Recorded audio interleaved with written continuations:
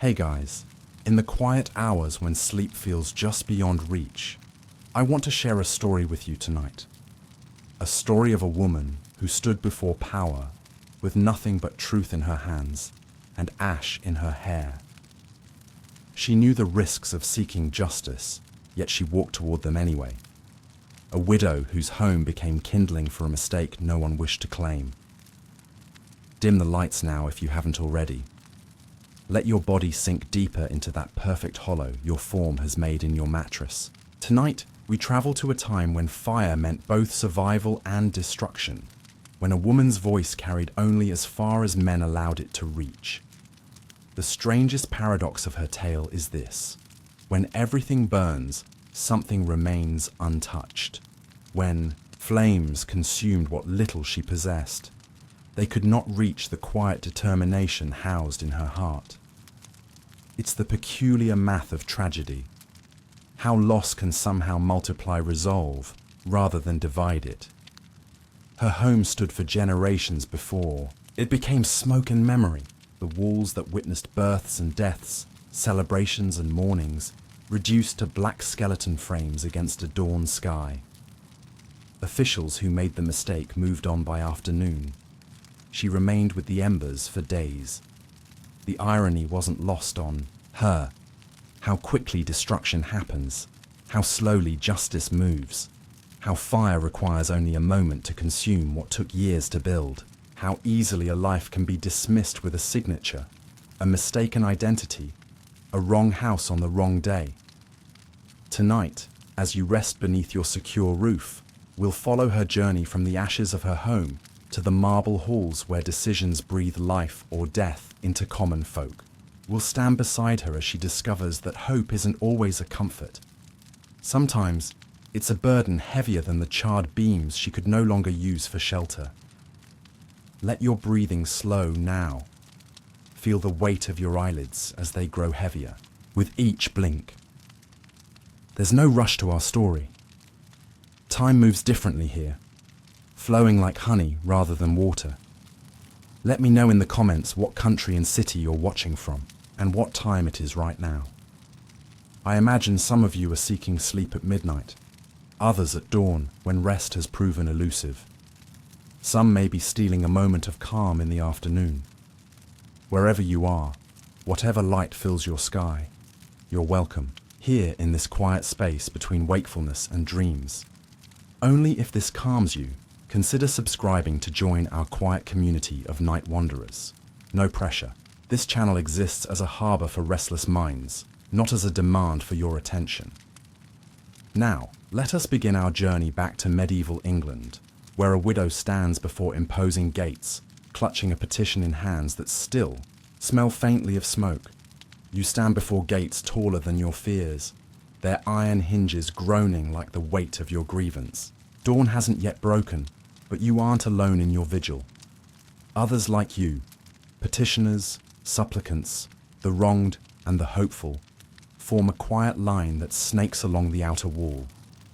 Some have travelled for days. Others, like you, come from the surrounding villages, rising before the birds to secure a place in line. The gatehouse looms above, its narrow windows revealing nothing of the world within. Guards peer down occasionally, their faces blurring in the pre-dawn gloom. You've been here 3 times before, 3 times turned away. Today marks your 4th attempt, and something in your bones tells you it must be the last. Winter approaches, resources dwindle. Time, that most merciless of masters, presses upon your shoulders.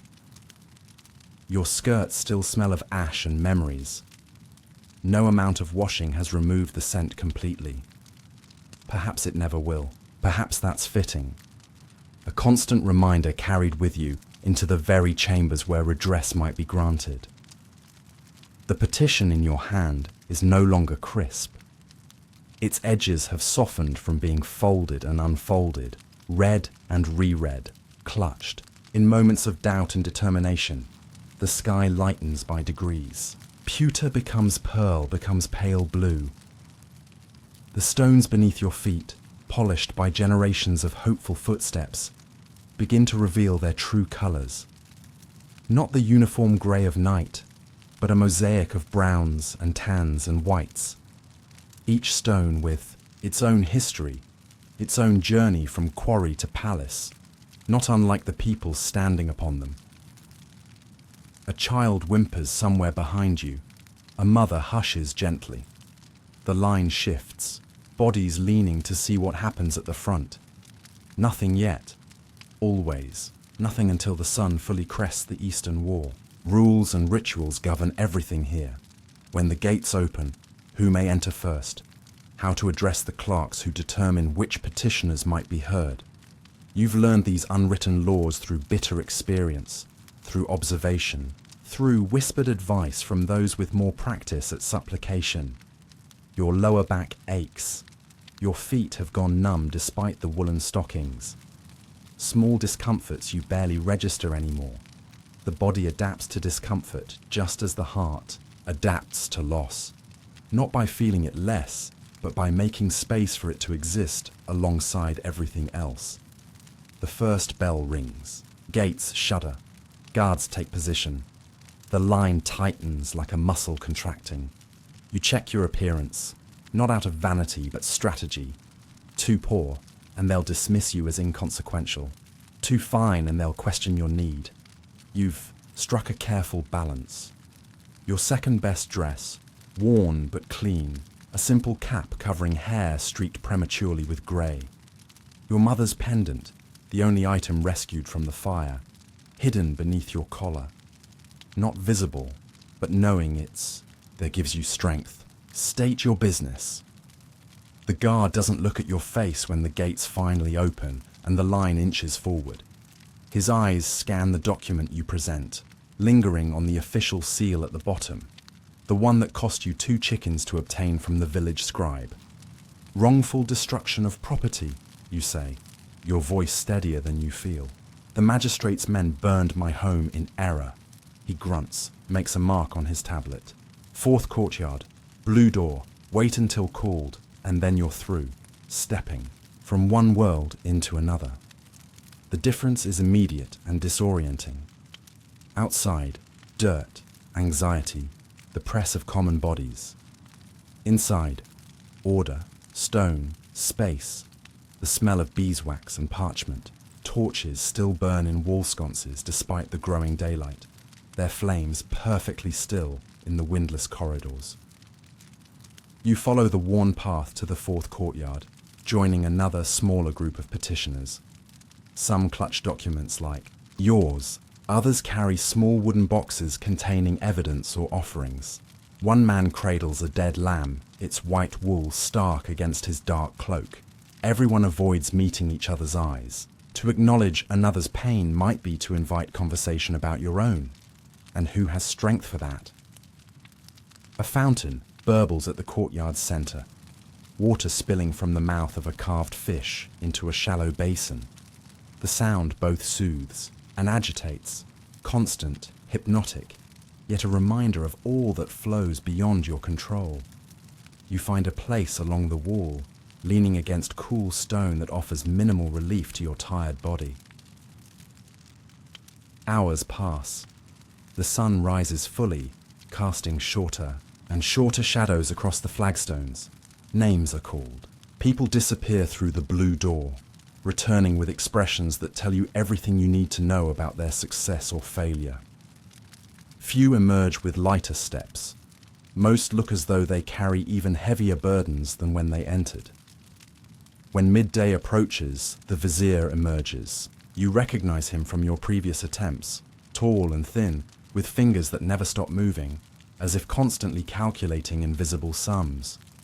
His robes whisper against marble floors as he assesses the remaining petitioners with a glance. His gaze passes over you, pauses, returns.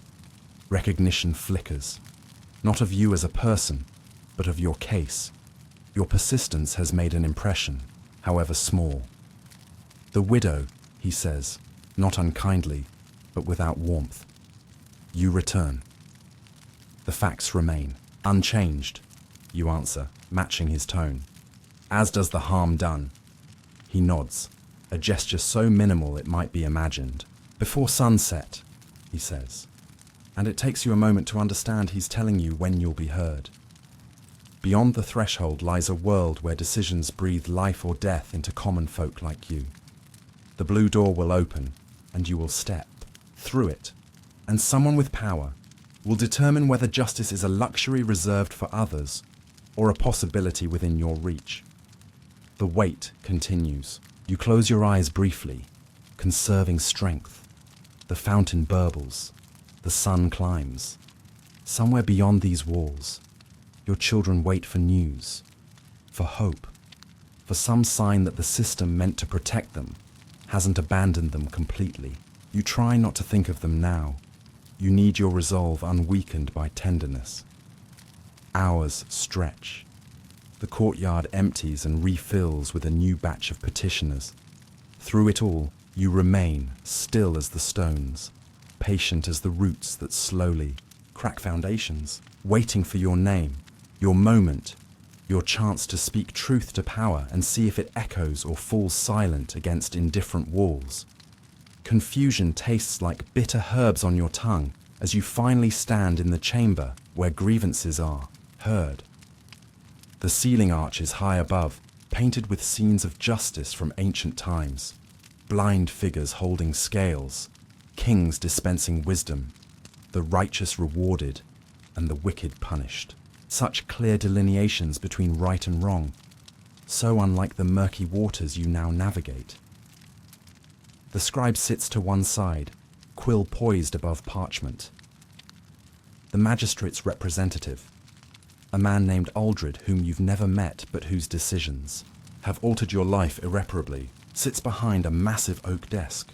He hasn't looked up from the previous petitioner's documents. Your existence hasn't yet registered in his world. State your complaint, he says finally, still not meeting your eyes.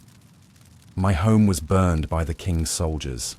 You begin, your practiced words suddenly inadequate to capture the enormity of what happened. They mistook my property for that of William Fletcher, a suspected rebel sympathizer. Now he looks up, eyes narrowing slightly.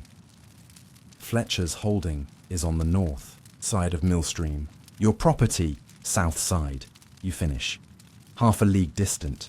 The soldiers came at dusk, sir. The light was poor. The captain unfamiliar with our lands. Do you have documentation of ownership? You produce the charred corner of a deed, salvaged, from the ruins. This survived, sir.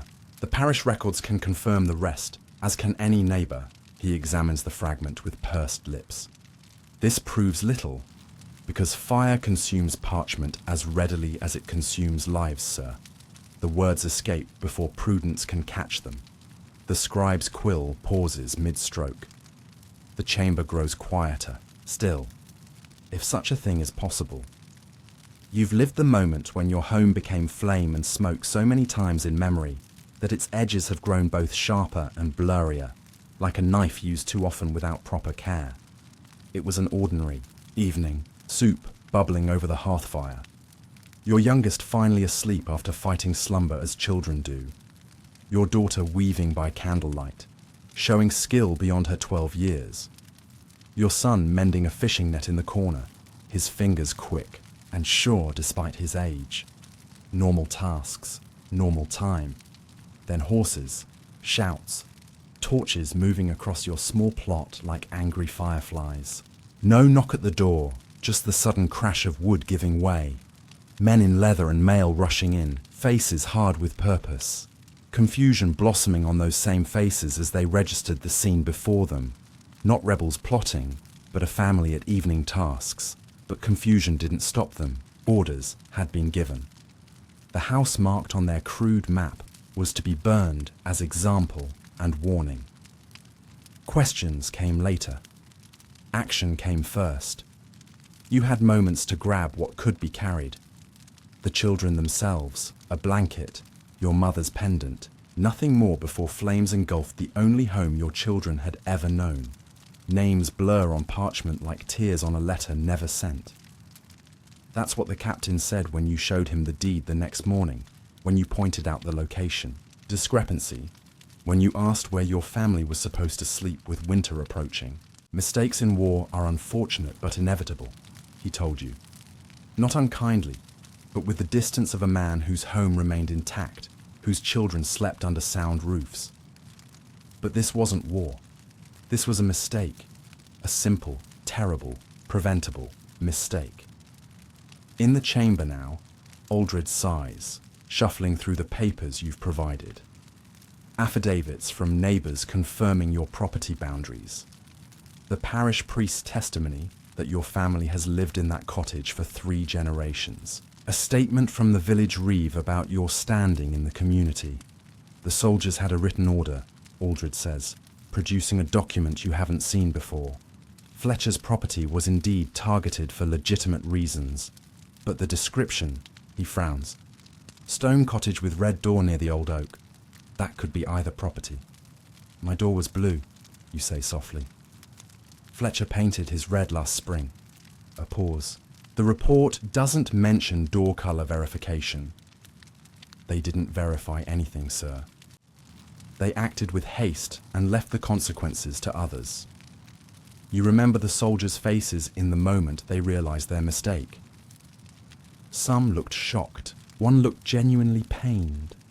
But their captain's expression hardened into something defensive, something that told you immediately that admitting error would be more difficult than committing it. Better to burn the wrong house than let rebels think they can hide among honest folk, he'd said loudly enough for his men to hear. The king's justice may sometimes fall wide, but it falls heavily. Justice. As if reducing an innocent family's home to ash had anything to do with justice. Aldred clears his throat. The operational report confirms soldiers were dispatched to deal with suspected rebel activity. It says nothing of a targeting error. Would it? You ask. Would any man willingly document his mistake? The scribe's quill scratches rapidly now, capturing your words. You wonder what the official record will say, whether your truth will survive translation into formal language, whether anyone beyond this room will ever know what really happened. On that autumn evening when everything you owned became smoke, without official acknowledgement of error, compensation becomes complicated, Aldred says, choosing his words with evident care. Without compensation, my children remain homeless, you reply. That seems uncomplicated to me. Something shifts in Aldred's expression. Not quite sympathy, but recognition perhaps. He's seeing you now, not merely processing your case. I will request the captain's presence at the next hearing, he says finally. His testimony may clarify matters. It's not the resolution you hoped for, but its movement. A crack in the wall of official denial. A chance for truth to find its way through. When, you ask? 2 weeks hence. The captain is currently on patrol, but expected to return by then. 2 more weeks of imposing on relatives already stretched thin. 2 more weeks of your children asking when they can go home and having no answer to give them. Thank you, sir, you say, because that's what's expected, even when gratitude feels like ash in your mouth. As you gather your documents with fingers that have grown stiff from clenching them too tightly, you wonder if you'll find the strength to return in 2 weeks, to begin this process again, to hope against experience that this time might be different. Mistakes, like embers, can float far from their source, settling where least expected, transforming what they touch into versions of themselves, hot, destructive, indifferent to the life that existed before their arrival. Absence weighs more than presence ever did. This truth has been your silent companion for 3 years, ever since fever took your husband in the cruel spring, when illness swept through the village like wildfire through dry brush. Thomas, with his carpenter's hands and quiet laugh, became memory so gradually and suddenly that even now, standing in this cold official chamber, you sometimes forget he's gone. You are a widow, correct? Aldred asks, consulting another document. His question pulls you from reverie. Yes, you answer. 3 years now. And before his passing, your husband was a Carpenter, you supply. And a good one. He built our home himself, adding to it over the years as our family grew. There's an irony here that presses against your ribs like a physical ache. Thomas spent 15 years building the home that took soldiers less than an hour to destroy. Each beam had been selected with care, each nail driven with precision. The shelves that held your meager crockery, the table where your family broke bread, the beds where your children dreamed, all crafted by hands you once knew better than your own. Had he any dealings with suspected rebels? Aldred's question carries no accusation, but your spine stiffens nonetheless. None, sir. Thomas kept to his craft and his family. He had no interest in politics beyond praying for the king's health as the priest instructed. What you don't say. How could a man with 3 children to feed and a wife to provide for risk everything for abstract notions of liberty or grievance? The luxury of rebellion belongs to those with less to lose or more to gain. Thomas had been neither rich enough for ambition nor poor enough for desperation. Aldred nods, makes a note. And since his passing, you've supported your family how? Weaving, you say. I've always had skill with thread and loom. After Thomas died, I took on commissions from the manor house and neighbouring villages. It was enough. We managed. The unspoken question hangs in the air.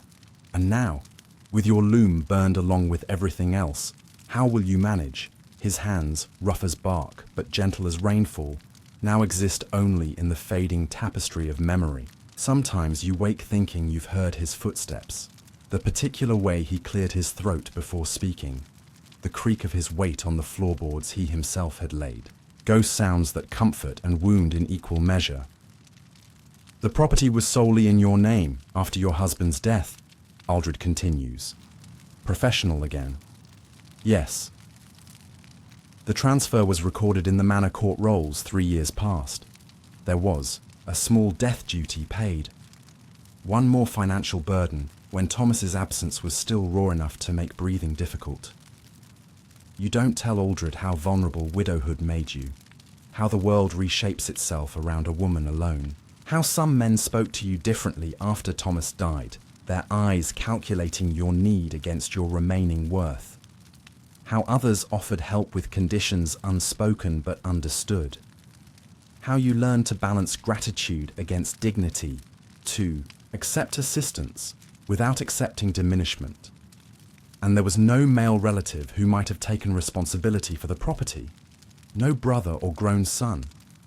The question carries no particular judgment, yet heat rises to your face. My son is 14, sir, capable in many ways, but not yet a man-in-law. My husband had no brothers living. The property passed to me lawfully and without contest. What remains unsaid? Would a home with a man at its head have been so carelessly destroyed? Would soldiers have been so quick to set torch to thatch if a male voice had protested? Questions without answers, yet they circle in your mind like birds refused landing. I see, Aldred says, though you wonder if he truly does. Can any man see the particular vulnerability that shadows a woman navigating systems designed without her in mind? The small wooden box at your feet contains what little survived the fire. You bend to retrieve it, placing it carefully on Aldred's desk. May I? You ask, and at his nod, you open the lid. Inside, Thomas's best chisel, its wooden handle, scorched, but the metal still sound. The small carved horse he made for your son's 5th birthday, one leg missing now. A metal thimble, blackened by smoke. Your marriage contract, the edges burned but the center still legible. A handful of iron nails, twisted by heat. These are what remain of 17 years of marriage and homemaking, you say quietly. Everything else. Your throat closes around the inventory of loss. Thomas's tools that might have been your son's inheritance, the carved chest that held your wedding linens, the measuring marks on the doorframe tracking your children's growth, Aldred examines the items with surprising gentleness. These hold meaning beyond their apparent value, he observes. Yes, a simple word for a complex truth. These objects are more than things. They are tangible connections to the man who anchored your world, proof that he existed beyond the increasingly fragile vessel of memory. I will note in the record that the property's destruction represents not merely material loss but heritage and livelihood as well, Aldred says, and you recognize this small concession for the victory it is. Official acknowledgement, however limited, that what was taken cannot be measured in simple monetary terms. As you carefully return the items to their box, your fingers linger on the carved horse. Thomas spent evenings working on it in secret, shaving away tiny curls of wood while your son slept. The pride in his eyes when he presented it, the delight in your son's face. These moments exist now only in memory, made more precious by the absence of the physical world that contained them. Without a husband, rebuilding presents particular challenges, Aldred acknowledges, returning to practical matters. Labour must be hired, materials purchased. You nod. The mathematics of reconstruction had occupied many sleepless nights as you, sheltered with increasingly impatient relatives. Even with compensation, how would you manage the actual work of rebuilding without Thomas's skills and strength? The village craftsman would assist, you say with more confidence than you feel. Thomas was well regarded. They remember him kindly. Whether kindness extends to free or discounted labour remains to be seen. Aldred makes another note. And in the interim, your living arrangements? My husband's cousin has taken us in, temporarily. The word hangs between you, its inadequacy evident. Temporary has already stretched longer than welcome, the cramped quarters straining familial goodwill to breaking point. Grief rides your shoulder like a familiar bird, its talons sharp but comforting in their constancy. Thomas's absence, once the greatest loss you could imagine, has been layered with new absence, home, security, certainty. Yet something of him remains with you, some essence that neither fire nor time can fully erase. Perhaps it lives in the determined set of your son's jaw, so like his father's. Perhaps in your own hands, now capable of tasks that once would have been his domain. The hearing continues, but part of you remains with those memories, with the man whose absence defined your life, even before flame redefined it further. Fear smells like wet wool and unwashed hair in the crowded room where your children now sleep alongside their cousins. 5 children in a space meant for 2, breathing the same air through long nights, their dreams mixing and tangling like yarn in a basket. Your hosts grow more restless with each passing day, their hospitality stretched thin as winter stores in late February. Your children, Aldred says, consulting his notes again. 3, you said? Yes, sir. Matthew, 14. Emma, 12. And Sarah, 7. Their faces swim before your mind's eye, changed somehow in the weeks since the fire. Childhood resilience may mend many wounds, but some cuts leave lasting marks. You've seen it in Matthew's eyes, once boyishly mischievous, now harbouring a man's anger that frightens you with its intensity. In Emma's new silence, her fingers constantly working invisible, threads as if reweaving the security she's lost. In little Sarah's nightmares that wake the entire household, her screams of "Fire! Fire!" sending your brother-in-law's wife into tight-lipped fury. And they witnessed the burning, Aldred asks. For the first time, something like genuine concern colours his voice. They helped carry what little we could save, you answer. They watched from the road as everything else burned. What you don't say, how Matthew tried to rush back in for his father's toolbox, how you had to physically restrain him, how Emma stood so still, she might have been carved from stone, her face lit orange by the flames, how Sarah asked, with a child's terrible innocence, if the bad men would come back tomorrow. how you had no answer that wouldn't either terrify or deceive her. Children are resilient, Aldred offers, repeating what every adult says when faced with suffering they cannot or will not address. Children are children, you counter quietly. They believe the world functions according to rules. That good behavior brings safety, that adults will protect them. The fire taught them otherwise. You remember the morning after, how different each child's response had been. Matthew, surveying the smoking ruins with fists clenched at his sides, asking pointed questions about justice you couldn't answer. Emma, silently collecting bits of charred wood and broken pottery, arranging them in patterns that made sense only to her. Sarah, confused about where her ragdoll had gone, asking again and again if they might be hiding under stones or in the trees nearby. My son asks when we can rebuild, you tell Aldred. Each day, he asks, and each day I have no answer. My daughter has stopped speaking except when absolutely necessary. My youngest wakes screaming most nights. The official shifts uncomfortably. Children's suffering presents a particular challenge to bureaucracy. Messy, emotional, resistant to being quantified on ledgers or reduced to compensation calculations. Their displacement is temporary, he says, as if naming it thus makes it less harmful. Once compensation is settled, if it's determined to be warranted, they will have a home again. But not the same home, you say. Not the walls that knew their first steps. Not the doorframe where we mark their heights each birthday. Not the corner where they huddled during storms while their father told stories to distract them from thunder. Children measure their worlds in familiar details. The particular creak of a specific stair. The way sunlight falls through a certain window in late afternoon. The smell of the wooden chest where blankets are stored. These anchors to reality have been torn away, leaving them adrift. Your sister-in-law makes no secret of her resentment. 3 more mouths when bread's already dear, she mutters when she thinks you can't hear. Your brother-in-law is kinder but increasingly strained. The cottage too small for 2 families. His patience wearing thin with each passing day. My children sleep on the floor now, you tell Aldred. They eat at second table, after their cousins have finished. They wear borrowed clothes that mark them as charity cases among their peers. They have become, you search for the right word, guests, unwelcome ones.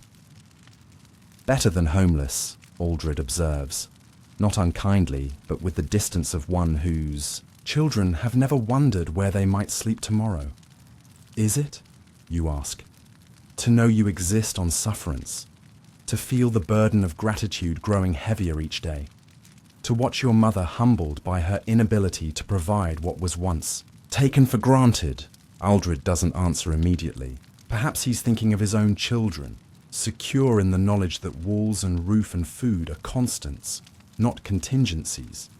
What do your relatives say about the length of your stay? He asks finally. They say what people always say. Stay, as long as needed. But their eyes and sighs tell a different story. They wonder why the matter isn't settled yet. Why we still impose upon their charity. They don't understand how slowly the wheels of justice turn. Or perhaps they understand all too well, you think. Perhaps they know that justice moves at different speeds depending on who seeks it, swiftly for the powerful, glacially for those without influence. Children are resilient, Aldred says again, as if repetition might make it more true or more comforting. They adapt. They do, you acknowledge. But adaptation isn't always healthy. My son grows hard. My daughter withdraws. My youngest regresses to behaviors she'd outgrown years ago. Officials seem to believe that children simply absorb circumstances, without lasting effect, that they bend like saplings in wind, only to straighten once the storm passes. But you've seen the changes already taking root. Matthew's new cynicism about authority, Emma's retreat into silence, Sarah's constant vigilance, watching doorways as if danger might enter at any moment. Do you propose that compensation should account for emotional distress, Aldred asks, the concept clearly unfamiliar territory in his bureaucratic landscape. I propose that what was taken from my children can't be measured solely in timber and nails, you answer. But I would settle for enough to rebuild sturdy walls and a sound roof. Let me worry about mending what's been broken inside them. I. Don't tell him about the night Matthew disappeared for hours, returning with knuckles bruised and a defiant set to his jaw that reminded you painfully of Thomas. You don't mention how Emma sits for hours with her small loom, the only possession she managed to save, weaving patterns so dark and tangled they make your heart ache. You keep private how Sarah now follows you everywhere, her small hand clutching your skirt as if you might disappear should she let go for even a moment. The children's welfare will be noted in the record, Aldred says finally, making another mark on his parchment. It seems inadequate acknowledgement of 3 lives upended, 3 childhoods interrupted, 3 sets of nightmares that may linger long after new walls are raised. Little hands grasp at stability while the ground continues to shift like sand beneath a receding tide. This is the truth of displacement, not just the loss of physical shelter, but the erosion of certainty, of safety, of the unspoken promise that their world makes sense and adults will keep it so. You gather your shawl around you, suddenly chilled, despite the chamber's adequate warmth. The hearing continues, but your mind stays with your children, huddled in a corner of your sister-in-law's cottage, waiting for you to return with news that might restore some small portion of what they've lost. Hunger moves like a tide, retreating only to return stronger. This truth becomes more apparent with each passing day as your meager savings dwindle and your ability to earn dwindles with them. Standing before Aldred, you feel the weight of this particular loss like a stone in your belly. Beyond shelter, Aldred says, consulting his notes again, your petition mentions loss of livelihood. Yes, you reply, straightening your shoulders slightly. Was a weaver. My loom burned with everything else. Even saying it aloud renews the shock of its absence. The loom had been your constant companion since Thomas died, its rhythmic clacking filling the cottage from dawn until dusk. Its presence had been both practical and symbolic, the means by which you fed your children and proof that a woman alone could maintain her independence through skill and determination. And this loom, it had value beyond the obvious material worth. Aldred asks, his quill poised above parchment. It was my grandmother's, you explain. Passed to my mother, then to me. Oak frame with heddles my grandfather carved. Irreplaceable. You pause, swallowing against the tightness in your throat. But yes, beyond sentiment, it was my family's livelihood. What you don't say, how your fingers still move in weaving patterns as you fall asleep each night. How the absence of the loom's familiar shape has left the air around you feeling strangely empty. How your body, trained by years of rhythmic movement, feels restless and useless without its daily dance with warp and weft. Before the fire, what was your typical earning from this craft? Aldred's question returns you to practical matters. 3 to 4 shillings weekly, more when the manor had special commissions. Enough to feed my children and maintain our home. Pride colours your voice. Despite everything, you had managed when many widows couldn't, had avoided the charity breadline and the pitying glances that accompanied it. And your current earnings? Nothing, you admit. Without a loom, I cannot weave. Without weaving, I cannot earn. Aldred makes another note. Could you not borrow a loom or work at someone else's establishment temporarily? The question reveals how little he understands about your craft or your community. A loom isn't like a bucket one borrows for washing day, you explain carefully. Each weaver protects their livelihood. Looms represent significant investment, years of work. No one has an extra sitting idle. And even if they did, the delicate balance of the village economy doesn't allow for easy sharing. Each weaver has their established customers, their particular specialties. To borrow another's loom would be to borrow their customers too, and imposition no one would welcome. As for working in another's establishment, you continue. The nearest weaving house is in the town, 5 miles distant. With 3 children needing care, daily travel is impossible. What remains unspoken? The children need you close now more than ever. Their security has been shattered once. Your absence would be another abandonment they can ill afford. Aldred sighs, tapping his quill against the inkwell. Replacing such a specialized tool would require significant funds. Yes, you agree simply. The mathematics are stark. A new loom of quality would cost nearly a year's earnings. Even a lesser instrument would represent months of income you don't have. Your thoughts turn to the loom itself, or rather its absence. The fire had consumed it completely, leaving only iron fittings twisted by heat among the ashes. Oak burns hot and clean. Nothing remained of the smooth wood worn to a polish by 3 generations of women's hands. Nothing of the heddles your grandfather carved as a wedding gift to your grandmother, each one bearing a tiny pattern of leaves. Nothing of the bench where you sat from girlhood, learning your mother's craft until your hands could work without thought, creating beauty from mere thread. The loss extends beyond the physical object, you say quietly.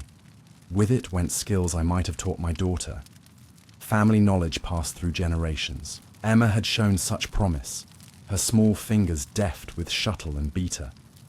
Just weeks before the fire, she'd completed her first solo piece. A narrow band of trim with only minor inconsistencies in the pattern. The pride in her eyes when you praised her work now haunts you. Another future altered by flame and carelessness. And your customers? Aldred asks. Would they return if you were able to resume your craft?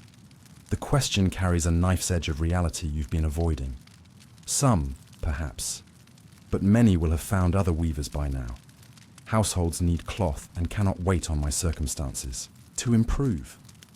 Lady Anne at the Manor House had been your most reliable patron, commissioning fine table linens each season. The steward had already sent word that they'd engaged a weaver from the next village for their Yuletide needs. The baker's wife, who ordered new dishcloths quarterly, now traded bread with the cooper's wife for her rougher but serviceable weaving. Customer by customer, your carefully cultivated network of patrons dissolved with each passing week. Building. A clientele takes years, you explain. Trust in quality, reliability, fair pricing, these aren't established overnight. Aldred nods slowly. So the compensation would need to account not merely for the tool itself, but for lost earnings during rebuilding and re-establishment. Yes, you say, surprised by his understanding. Even with a new loom tomorrow, income would return gradually, not immediately. The calculations form in your mind as they must be forming in his. How many weeks without income? How many months of reduced earnings? How many seasons before stability might return? Numbers that represent meals grown smaller, clothes worn thinner, debts accumulated. I have samples, you say suddenly, remembering the small bundle wrapped in oilcloth at the bottom of your basket. Of my work, so you might understand its quality. You produce several squares of fabric, scraps saved from larger projects, demonstration pieces you'd use to show potential customers the variety of patterns you could create. One shows a complex diamond weave in indigo-dyed wool. Another displays a delicate herringbone pattern in flax, so fine it's nearly transparent. The third, your particular pride, features a border of stylized flowers that had taken weeks to perfect. Aldred examines them with unexpected attention to detail, running his finger along the tight, even weave, holding the translucent linen up to the light. These represent considerable skill, he acknowledges. Not common work. No, sir. My grandmother trained with a master weaver in London before marrying into our village. She passed techniques not widely known in these parts. This is your strongest argument, though you present it without arrogance. Your weaving represented not just income, but rare skill. Its loss diminishes not just your family, but the community's collective knowledge and artistry. What would a comparable loom cost? Aldred asks, returning to practicalities. 40 shillings for one of similar quality, you answer. Though prices rise as winter approaches and woodworkers turn to repair rather than creation. Enough for timber, but not nails, for flour but not an oven. The imagined loom would consume most of any reasonable compensation, leaving precious little for rebuilding shelter, restocking household goods, sustaining your family until work resumed. And how long before such a loom could be obtained? 3 months at minimum. Good oak must be properly dried. The frame requires precise joinery to withstand tension. Then there's the matter of heddles, reeds, shuttles. You trail off, the inventory of necessary components overwhelming when considered all at once. 3 months without work, 3 months of dependence, 3 months of watching your children's futures narrow with each passing day. I could perhaps manage with a simpler loom initially, you offer, though the concession costs you. 25 shillings might secure something workable, if not ideal. The compromise feels like another small defeat, another lowering of standards once held high.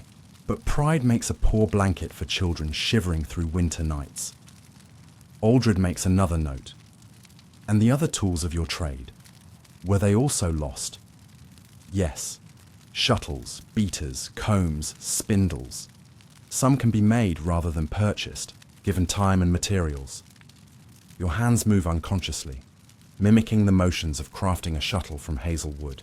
Thomas taught you woodworking basics after he fell ill, knowing what might come. Another gift from a man who tried to prepare you for a world without him, though neither of you imagined quite this future. I'll note these details for consideration, Aldred says, his voice neutral but not unkind. You wonder what he sees when he looks at you. A woman stubbornly clinging to independence, a burden on public resources, a victim deserving redress, or merely another petitioner, one of dozens who pass before him weekly, each believing their case deserves special attention. May I speak plainly? Sir? You ask suddenly. He looks up, surprised by the shift in tone. You may. Without my loom, I become exactly what the authorities fear, another widow dependent on parish relief. With it, I remain self-sufficient, a taxpayer rather than a recipient of charity. The mathematics seem clear to me. For the first time, something like a smile touches Aldred's features. You make a compelling practical argument. Necessity teaches practicality better than any schoolmaster, you reply. As you gather your fabric samples, carefully rewrapping them in their protective cloth, you think of all they represent, not just skill and income, but identity. Who are you without the work that has defined your days since girlhood? What remains when the tools that extended your hands' capabilities turn to ash? Thread by thread, life unravels when the loom of security burns. But thread by thread, it might be rewoven, given tools and time, and the strength to begin again. This, hope, slender as the finest linen thread, is what you carry from the chamber as the hearing moves to its next phase. Hope wilts under the weight of stamped papers that now litter the table between you and Aldred. Each document represents a station in your pilgrimage through official channels.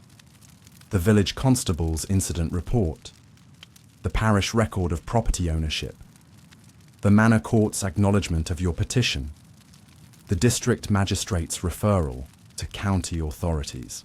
As you can see, Aldred says, arranging the papers in a precise pattern that must make sense to him, though it resembles nothing but chaos to your eyes.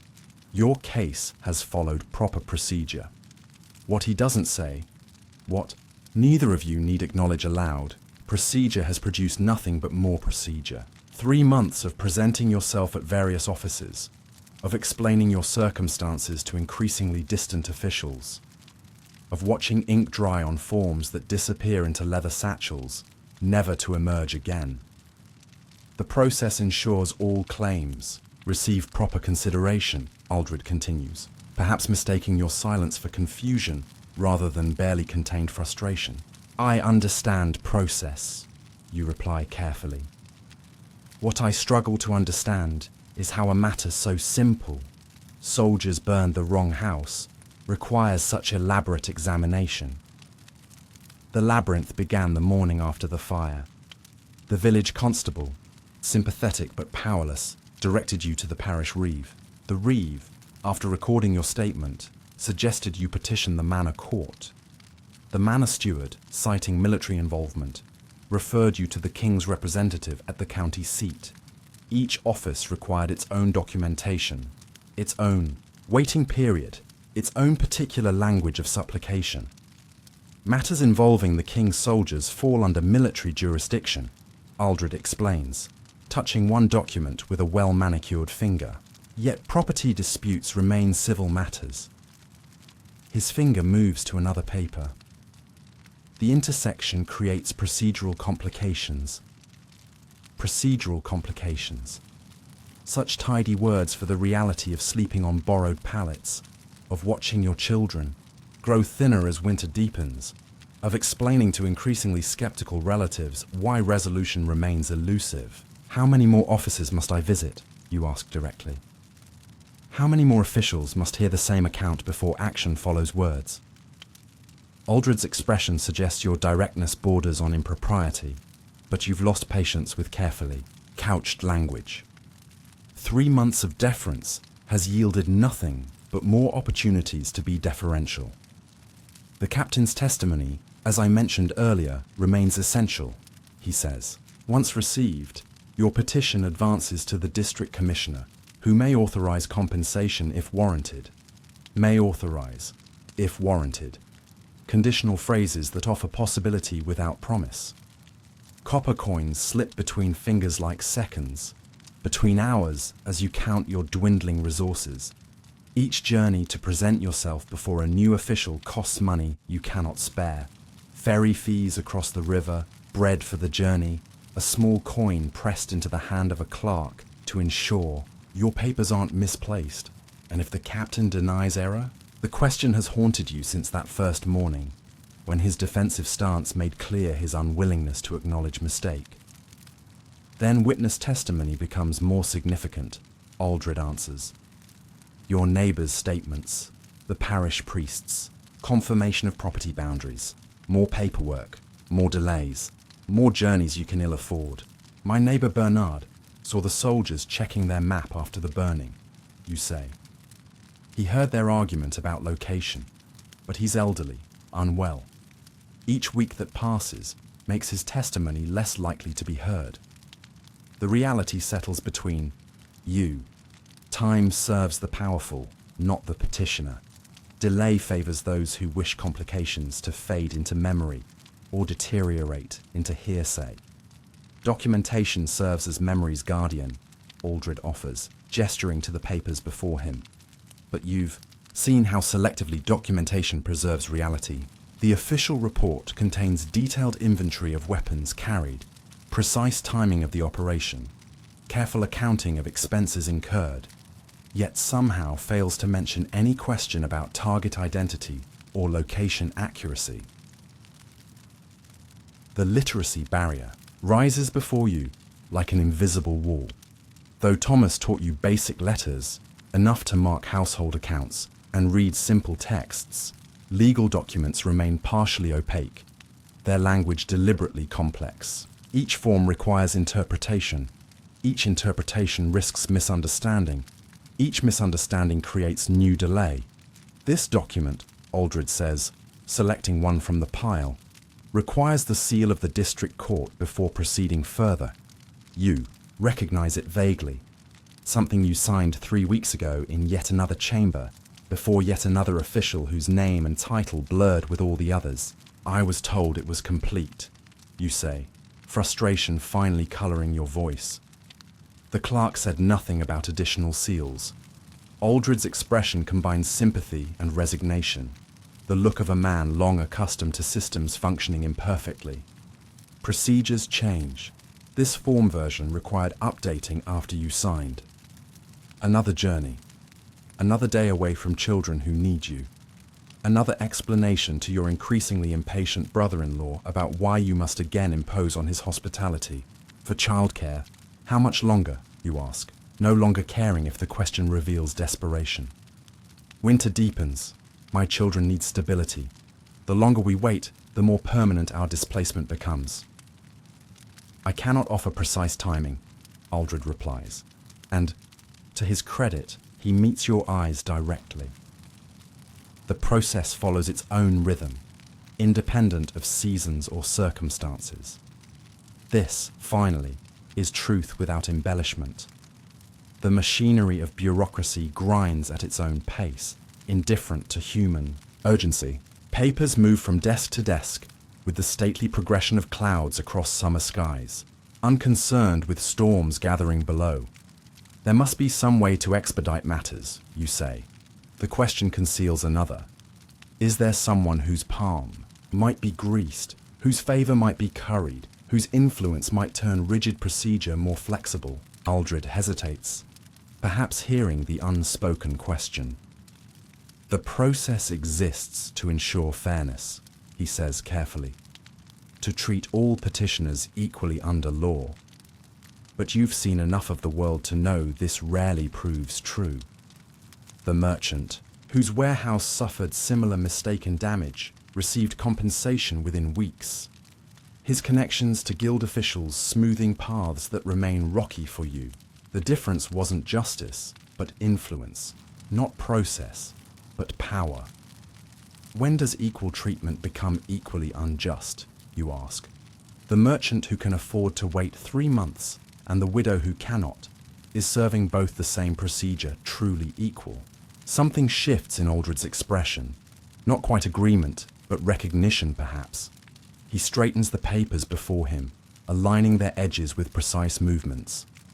I will note in the record that circumstances create particular urgency in your case, he says finally, and I will speak personally with the district commissioner about expedition once the captain's testimony is secured. It's a small concession, yet more than you've received from any official before him. Not promise of resolution, but acknowledgement that time itself constitutes a form of justice or injustice. Thank you, you say, meaning it, despite everything, as you gather your worn shawl around your shoulders, preparing to depart this chamber only to enter another on another day. You wonder how many women like you have sat across from men like him. How many have navigated mazes constructed by and for others?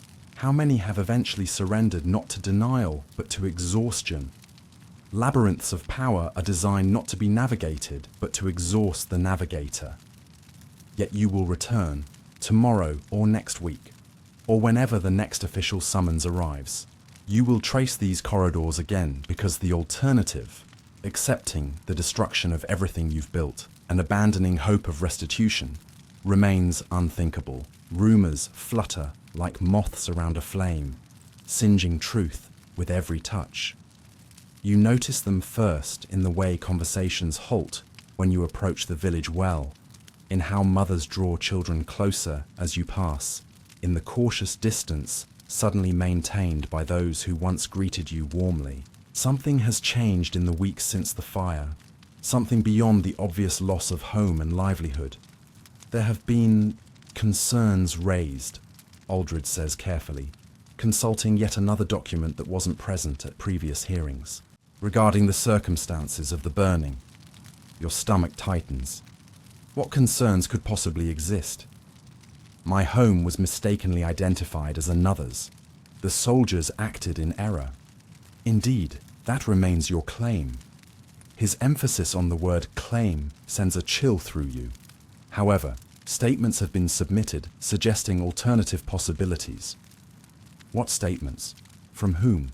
The questions burst forth before caution can contain them. Aldred doesn't answer directly. Is it true that your husband maintained correspondence with his cousin in the northern counties, the areas where recent unrest has centered? The questions, implication blooms like poison in your mind. Thomas wrote to his cousin Robert perhaps twice yearly. Family matters only. Births, deaths, harvest news. Robert moved north for work in the wool trade 15 years ago. Before any of this, trouble began. And these letters continued until your husband's death? Yes. What possible relevance? You stop as understanding dawns. You cannot seriously suggest Thomas was involved in rebellion plotting. He died 3 years ago, before the first protests even began. Aldred's expression remains neutral. Connections often outlive individuals. Sympathies pass to widows, to children. Information flows through established channels. The accusation, for that's what it is, however delicately phrased, steals your breath. Not just the wrongness of it, but the dangerous implications. Suspicion of treason taints not just the accused, but all connected to them. Who has said such things? You demand, fury temporarily overcoming caution. What neighbor would invent such dangerous falsehoods? The miller's wife had looked at you strangely last market day, you recall suddenly. Such a shame about your cottage, she'd said, voice pitched to carry to nearby ears. Though perhaps not surprising, given certain associations. Then she'd moved away before you could question her meaning. And the parish clerk, normally so helpful, with official correspondence, had recently claimed too much pressing business to assist with your petitions. Some matters are best left to resolve themselves, he'd advised, avoiding your eyes. Even the blacksmith, Thomas's friend since boyhood, had maintained uncomfortable distance when you'd inquired about hinges for a theoretical rebuilding. Best? I not involve myself, he'd muttered. Times being what they are. Specific individuals are not named in these reports, Aldred says, answering your earlier question. Community concerns have been aggregated. As if suspicion becomes more valid when collectively held, as if whispers gain substance, merely by multiplication. These are baseless rumors, you say firmly. My husband was loyal to the crown his entire life. Our family has never had the slightest connection to any resistance movement. Loneliness has texture in a village where everyone touches shoulders daily. You felt it growing these past weeks. The subtle withdrawal of community, the microscopic widening of space between yourself and others. Each interaction now carries the weight of unspoken questions. Each glance holds calculation rather than simple recognition. The truth of such matters is less relevant than their perception. Aldred observes with bureaucratic precision. Compensation cases involving suspected rebel sympathizers follow different protocols. Different protocols. The words land like stones. You understand their meaning immediately. Further delays, additional scrutiny, perhaps denial altogether. The rumors, whether believed or not, create procedural justification for withholding resolution. This is absurd, you say, struggling to keep your voice level. My home was burned by mistake. That fact remains unchanged regardless of what gossip now circulates. The captain himself acknowledged the location error the morning after, before these rumors began. Yet he made no official correction to his report, Aldred reminds you, tapping the relevant document, which creates inconsistency. Inconsistency. Another neutral word for a reality that threatens to destroy what little security remains to you. If the burning becomes retroactively justified, recast as legitimate action against rebel sympathizers, rather than acknowledged error, compensation vanishes like morning mist. You think of the captain's face that morning after the fire, the momentary shock and regret quickly replaced by defensive authority.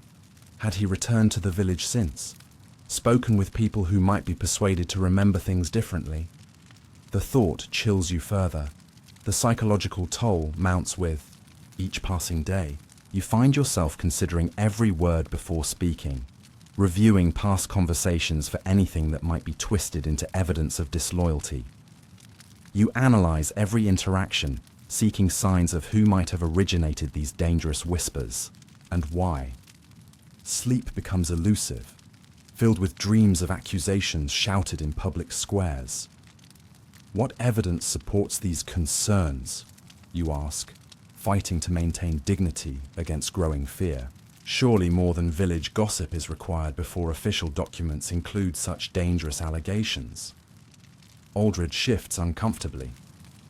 The nature of current unrest requires heightened vigilance, patterns of association, unusual behaviors, expressions of discontent. All merit documentation in these uncertain times. Expressions of discontent, like a widow demanding justice for her burned home, like a mother seeking compensation to feed her children. The circular trap becomes apparent. Your very persistence in seeking redress becomes potential evidence of disloyal tendencies. I have lived in that village my entire life, you say quietly. Until 3 months ago, no one questioned my family's loyalty or character. The only thing that has changed is that I now seek accountability for a wrong done to us. Difficult. Times reveal hidden truths, Aldred replies, though something in his eyes suggests he may not fully believe the platitude himself. The stress of circumstances exposes what prosperity conceals. You think of former friends who now keep distance, of neighbors who cross the lane to avoid conversation, of the whispered consultations that halt when you approach. The community that should have provided support in crisis has instead contracted away from you, leaving isolation where connection once existed. I cannot defend myself against unnamed accusations, you say finally. Nor can my children understand why former playmates now avoid them, why invitations to village gatherings no longer include them. The widow, both victim and suspect, it's an impossible position. To protest too vigorously confirms suspicion. To accept it tacitly admits guilt where none exists. The damage to your standing may prove as difficult to repair as your burned home. These concerns will be noted alongside your petition, Aldred says, making another mark on his seemingly endless documentation. The district commissioner will weigh all factors when considering resolution. All factors, including rumors without source, suspicions without substance, fears without foundation. The scales of justice tilt further from balance. As the hearing continues, you wonder how to rebuild not just walls and roof, but trust and belonging. How to reclaim your place in a community that has redefined you from neighbor to potential threat. How to protect your children from the invisible but powerful force of collective suspicion. Words unsaid hang in the air like smoke that never quite clears. They will remain long after this hearing ends. Long after you walk the familiar path back to temporary shelter, long after compensation is granted or denied. This secondary burning of reputation, of community bonds, of belonging may leave scars more lasting than any flame. Cold advances like an army with no flag, methodical and merciless. You feel it first in the mornings, the biting edge to previously. Mild air, the lingering frost that once melted by mid-morning but now remains in shadowed corners until afternoon. Your breath clouds before your face as you explain to Aldred the most pressing concern underlying all others. Winter comes, you say simply. Whether justice moves quickly or slowly, the seasons do not wait. Aldred glances toward the chamber's narrow window where pale November sunlight slants across stone floors. Indeed, though we have some weeks yet before true winter settles. The observation reveals his status, a man with solid walls and ample firewood, for whom winter represents inconvenience rather than threat. You resist the urge to enlighten him about the realities faced by those with less secure circumstances. Rebuilding becomes impossible once the hard frosts begin, you explain instead. Mortar won't set properly. Wood warps. Even if compensation were granted tomorrow, the practical window for construction narrows with each passing day. The urgent timeline presses against your thoughts constantly now, transforming routine delays from frustration to potential catastrophe. Each postponed hearing, each requested additional document, each bureaucratic hesitation pushes resolution closer to the point where it becomes meaningless until spring thaw. I understand construction has seasonal considerations, Aldred acknowledges, but surely temporary accommodations can suffice until conditions improve. Temporary accommodations. The inadequacy of the phrase strikes you anew. Your brother-in-law's cottage, already too small for his family of 5, now houses 8. The single hearth struggles to warm the expanded household. The roof, sound enough for normal circumstances, has developed leaks that worsen with each rainfall. Your children sleep nearest the drafty door, as befits their status as charity recipients. My relative's generosity reaches its limits, you reply carefully. As does their physical space.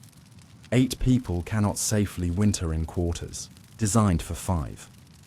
The mathematics of survival grows more impossible with each frost-edged morning. Food stores calculated for one family must stretch to accommodate another. Firewood gathered for 5 must warm 8. Space for drying wet cloaks and boots, essential during winter's wet misery, simply doesn't exist. Perhaps the parish might offer alternative shelter, Aldred suggests. There are provisions for emergencies. The almshouse is already full, you tell him. 3 families displaced by flood earlier this year remain there. The church storehouse has been converted to sleeping quarters for elderly brothers with no kin. There is nowhere else. What you don't say, how the suggestion itself represents another small humiliation. The almshouse, while necessary for the truly desperate, carries stigma. Children housed there are marked, separated from village life, reminded daily of their dependence on public charity. You fought so hard to maintain some normalcy for your children despite everything, to have them viewed as temporarily unfortunate rather than permanently destitute. Physical vulnerability increases as temperatures fall. Your cloak, adequate for autumn, offers little protection against winter winds. Emma's shoes have split along one seam, admitting moisture that leaves her feet perpetually damp and increasingly painful. Matthew has developed a deep cough that rattles in quiet night hours. Sarah's cheeks chap raw in cold air. Coughs rattle your chest like pebbles in a dried gourd most mornings now. The damp corner where you sleep. The constant exposure to chill as you travel between offices seeking resolution. The inadequate nutrition as you pass portions of your food to your children. All undermine health you cannot afford to lose. If construction must wait for spring, Aldred says, making another note. Compensation might include provision for winter quarters. The suggestion offers thin hope. What form would such provision take? Coin for renting space?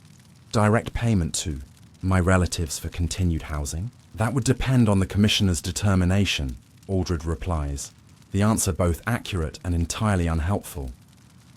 More uncertainty, more waiting, more dependence on goodwill wearing thinner than your children's winter garments. The impossible. Mathematics of survival without intervention haunts your waking thoughts. Each market day brings higher prices as supplies dwindle. Each night brings colder temperatures requiring more fuel. Each week sees your children growing while their clothing does not.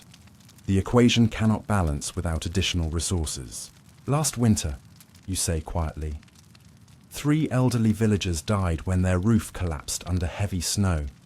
They had requested repairs in autumn. The Lord's carpenter didn't reach them until after the first blizzard. By then, it was too late. The comparison sits between you, unsubtle but accurate. Timing matters. Administrative convenience means little against the inflexible reality of winter's progression. Aldred shifts in his seat, perhaps uncomfortable with the implicit accusation. Your situation has been noted as urgent in the record, but process cannot be circumvented entirely, even for pressing circumstances. You wonder what he might consider sufficient circumstance to warrant circumvention. What level of emergency would justify administrative exception? At what point does human need outweigh procedural regularity? Process serves justice, he adds, perhaps sensing your thoughts. Careful consideration protects all parties, including those who made the mistake. You ask, the question escaping before prudence can contain it. His expression tightens slightly. Including those accused of making mistakes, he corrects. Determination of error remains the commissioner's purview. The distinction matters little to your children shivering under borrowed blankets, but you recognize the reprimand for what it is. Even sympathetic officials have limits to their patience with impertinent petitioners. Forgive me, you say, though the apology tastes bitter. Concern for my children's well-being sometimes overwhelms proper deference. The concession seems to satisfy him. He nods once, returning to his notes. I will ensure the seasonal urgency is prominently noted in the file's summary. Another small victory, though whether it will translate to meaningful acceleration remains doubtful. You've learned to measure progress in the smallest increments. A sympathetic glance here, a noted urgency there. The scraps from bureaucracies, table. As the hearing continues, your mind drifts to practical contingencies. If no resolution comes before deep winter, what then? The parish poorhouse looms as last resort. Separation from community, from self-determination, perhaps even from your children if overcrowding forces division of families. The prospect chills you more thoroughly than any November wind. Seasons care nothing for human justice. They march with the precision of eternal clocks. No petition can delay frost. No hearing can postpone snow. No compensation can arrive faster than the inexorable advance of winter. This knowledge settles into your bones along with the deepening cold. A companion as constant as your determination, and considerably less comforting. Comfort and judgment flow from the same stone walls, a contradiction embodied in the village. Church that has witnessed your baptism, marriage, and now this strange limbo between belonging and exclusion. Father Thomas, no relation to your husband, though they shared a name, occupies a uniquely difficult position in your situation. As spiritual shepherd, community leader, and recorder of official life events, he straddles the boundary between offering consolation and maintaining order. The parish records confirm your property boundaries, Aldred notes, examining a document bearing the church's seal. Father Thomas has provided quite detailed testimony regarding the location discrepancy. He's been most thorough, you agree carefully. What remains unsaid? How the priest's practical support has proven considerably less thorough than his documentation. The morning after the fire, he arrived promptly at the smouldering ruins. Prayer, book in hand, prepared to offer spiritual comfort. When you asked instead for assistance securing temporary shelter, his expression shifted from pastoral concern to administrative caution. The church must remain neutral in disputes involving crown authorities, he explained, even as he blessed the charred remnants of your home. Our role is to heal souls, not to question the actions of those appointed to maintain order, neutrality, a position available only to those not directly harmed, you've come to realize. For you and your children, neutrality was never an option. You were either victims of error deserving redress or subjects accepting the infallibility of authority, however mistakenly applied. Father Thomas has been helpful with documentation, you tell Aldred, choosing your words with care. His record-keeping has proven valuable to establishing facts. Facts, but not advocacy. The distinction matters. The priest meticulously verified property boundaries, confirmed your family's residency timeline, even noted the blue door colour in parish renovation records. But he stopped short of condemning the error or pressing for compensation. His caution reflected the church's perpetual balancing act between serving parishioners and supporting authority. And has the church provided assistance during your displacement? Aldred asks. The question seems innocent enough, but you detect subtle purpose behind it. Establishing who bears responsibility for your welfare shapes decisions about urgency and obligation. The parish charity has provided some bread weekly, you acknowledge.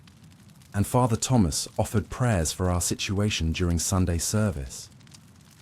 Prayers, feel hollow when directed at the same God who watches your home burn without intervention. The thought borders on blasphemy, and you've confessed similar feelings to Father Thomas himself during a moment of despair. His response combined sympathy with gentle correction. God works through human instruments, daughter. Perhaps he allows such trials to inspire greater charity among your neighbors. But charity has proven thin and conditional, quickly exhausted by ongoing need. The first weeks after the fire brought food baskets, offers of clothing, expressions of outrage on your behalf. As weeks stretched to months, such tangible support dwindled, replaced by averted gazes and mumbled platitudes about patience. The church's resources are limited, you explain to Aldred, neither accusation nor excuse, but simple fact. Many in the parish require assistance, especially as winter approaches.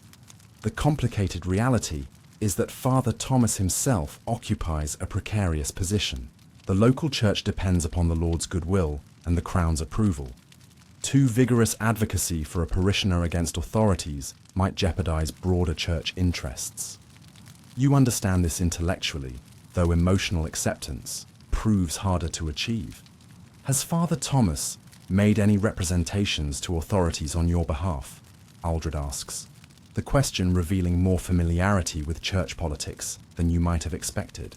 He spoke with the manor steward regarding temporary use of a field cottage, you answer. The request was declined due to planned use for seasonal workers.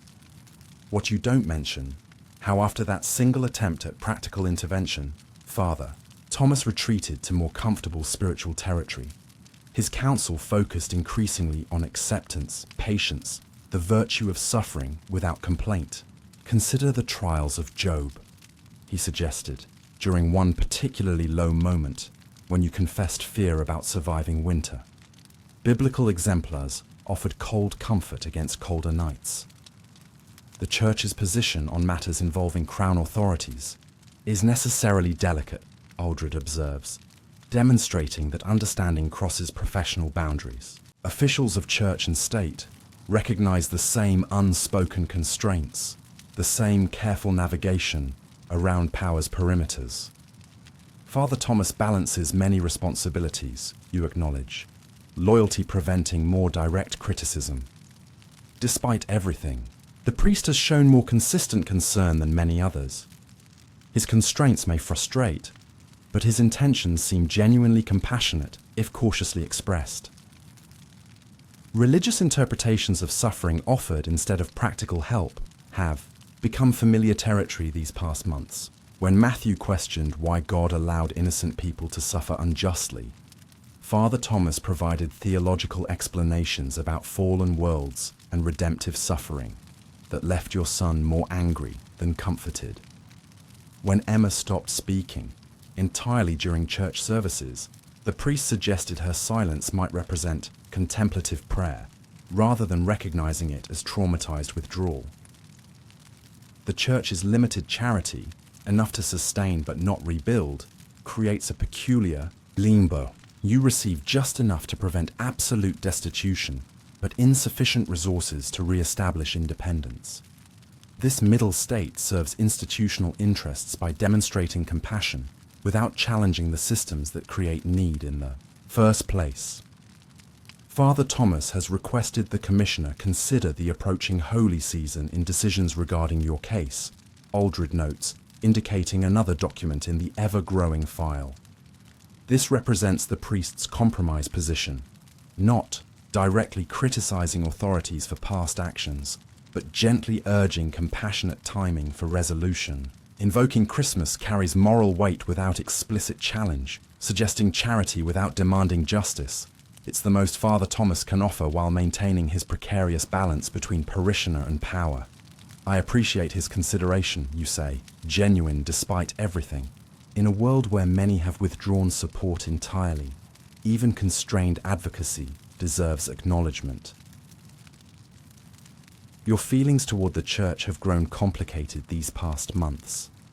The institution that married you to Thomas, baptized your children, and promised community in times of hardship has revealed limitations you never fully appreciated during more fortunate times. The same sacred space that once represented unquestioned comfort now embodies contradiction. A place where spiritual assurances are offered freely, while material support comes with unstated conditions and limitations.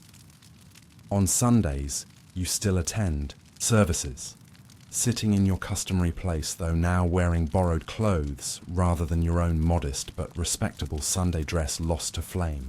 You sing the familiar hymns, recite the prayers, receive the blessing.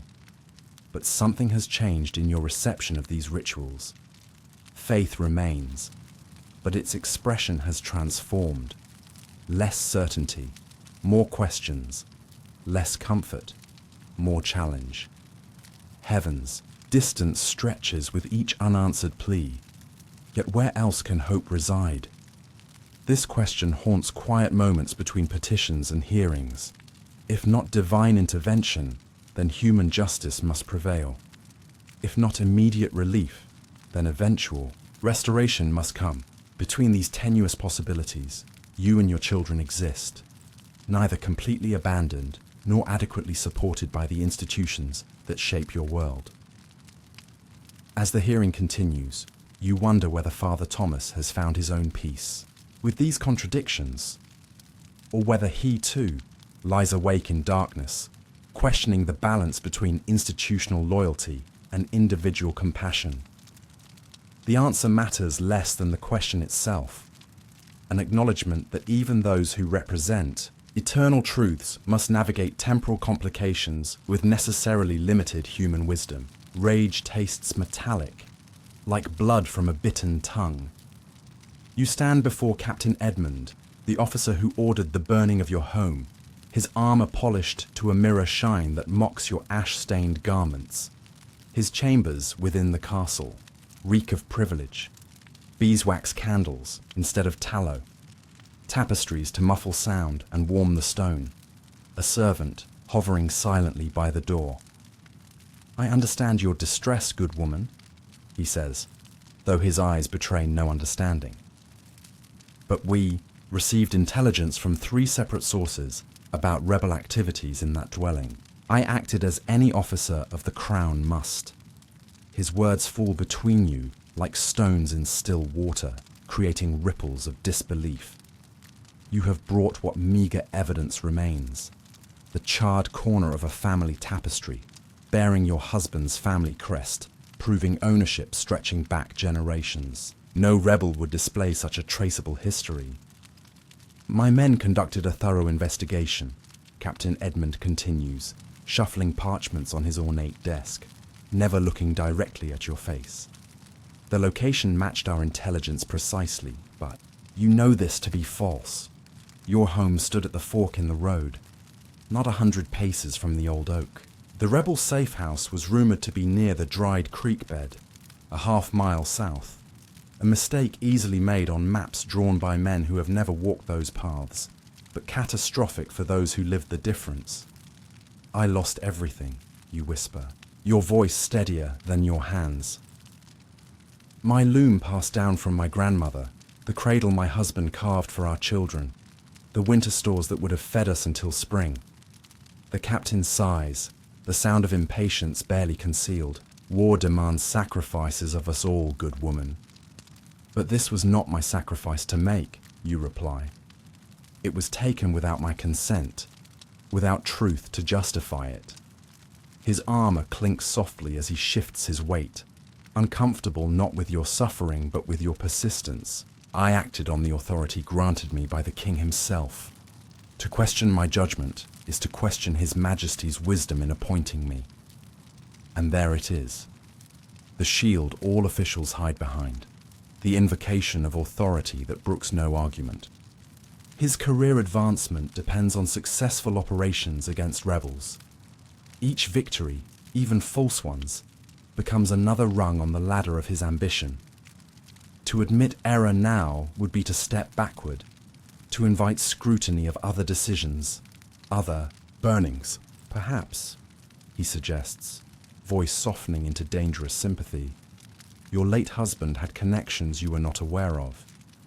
Men often shield their wives from political entanglements. The insinuation hangs in the air like smoke that your beloved, who died defending the same king this man serves, might have harbored treasonous thoughts. The suggestion is both absurd and calculated, meant to shift blame and sow doubt. My husband served in the Northern Campaign, you remind him, reaching into your worn pouch to produce his service medal, its bronze surface worn smooth from years of worried touches. He bled for the crown and came home only to die slowly of wounds that never fully healed. Captain Edmund glances at the medal without interest. Such tokens mean little to men who order others into battle rather than fighting themselves. Many loyal men have children who stray from the path, he counters. Perhaps your eldest son is 14, you interrupt, propriety forgotten in the face of this new assault, and spends his days apprenticed to the blacksmith, his nights caring for his younger sibling since our home was taken from us. The captain's mouth thins to a bloodless line. His armor reflects your fragile image, distorted and small. A woman diminished by circumstances, yet refusing to be diminished in spirit. The contrast between you could not be starker. He in metal and leather that costs more than your home ever did. You in clothes borrowed from neighbors after the flames took even your dignity. I followed protocol, he says finally, each word precise as a dagger. The Crown's guidance for suspected rebel strongholds is clear. Swift action prevents further sedition. Better one innocent household faces hardship than rebellion spreads like contagion. You want to ask if he would feel the same were it his family rendered homeless, his children crying from hunger and fear. But such questions lead nowhere when posed to men who believe themselves immune to common suffering. There will be an official review, he tells you, already reaching for another document, signaling your audience is concluding. If errors were made, and I do not concede they were, the proper channels exist for restitution. How long, you ask, knowing the answer before he gives it. 6 months, perhaps longer, given the ongoing rebel activities stretching the king's resources. 6 months. Half a year of homeless wandering, of depending on increasingly strained charity, of watching winter approach with nothing to meet it but empty hands. My children cannot wait 6 months for shelter, you say.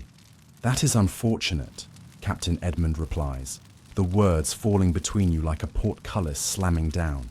But considerations of individual comfort must yield to matters of state security. You may submit a petition for expedited review, though I cannot promise it will be granted. And so it ends, not with admission or apology, but with forms to be filled, procedures to be followed, time to be wasted, while your family's needs grow more desperate by the day. You curtsy, because custom demands it, though the gesture feels like bending your neck to an executioner's blade. As you turn to leave, he speaks once more.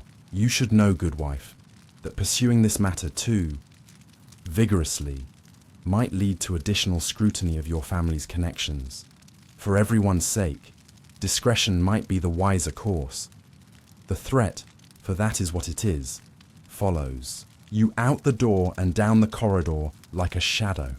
Power seldom recognizes the faces it tramples, moving forward with the blind momentum of rivers after rain, reshaping landscapes and lives without remorse or reflection. Insult arrives dressed as generosity.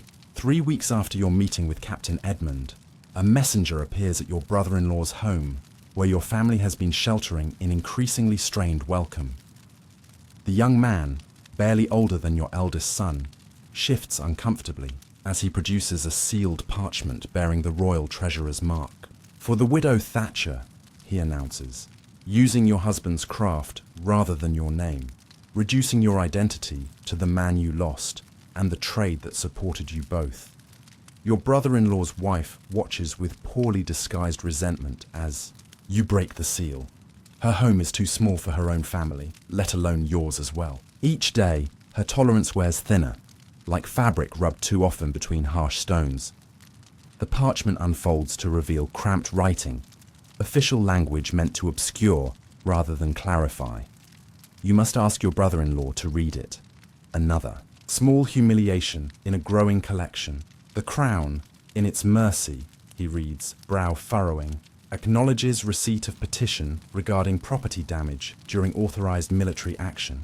While maintaining the necessity and legality of said action, the Treasurer's Office has been authorized to offer compensation in the amount of...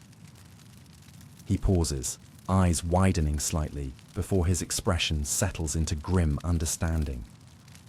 12 silver pieces, he continues, voice flat, to be collected from the garrison paymaster upon signature of the enclosed waiver absolving all Crown representatives of further liability. 12 silver pieces. The sum hangs in the air between you, its inadequacy so profound it borders on mockery.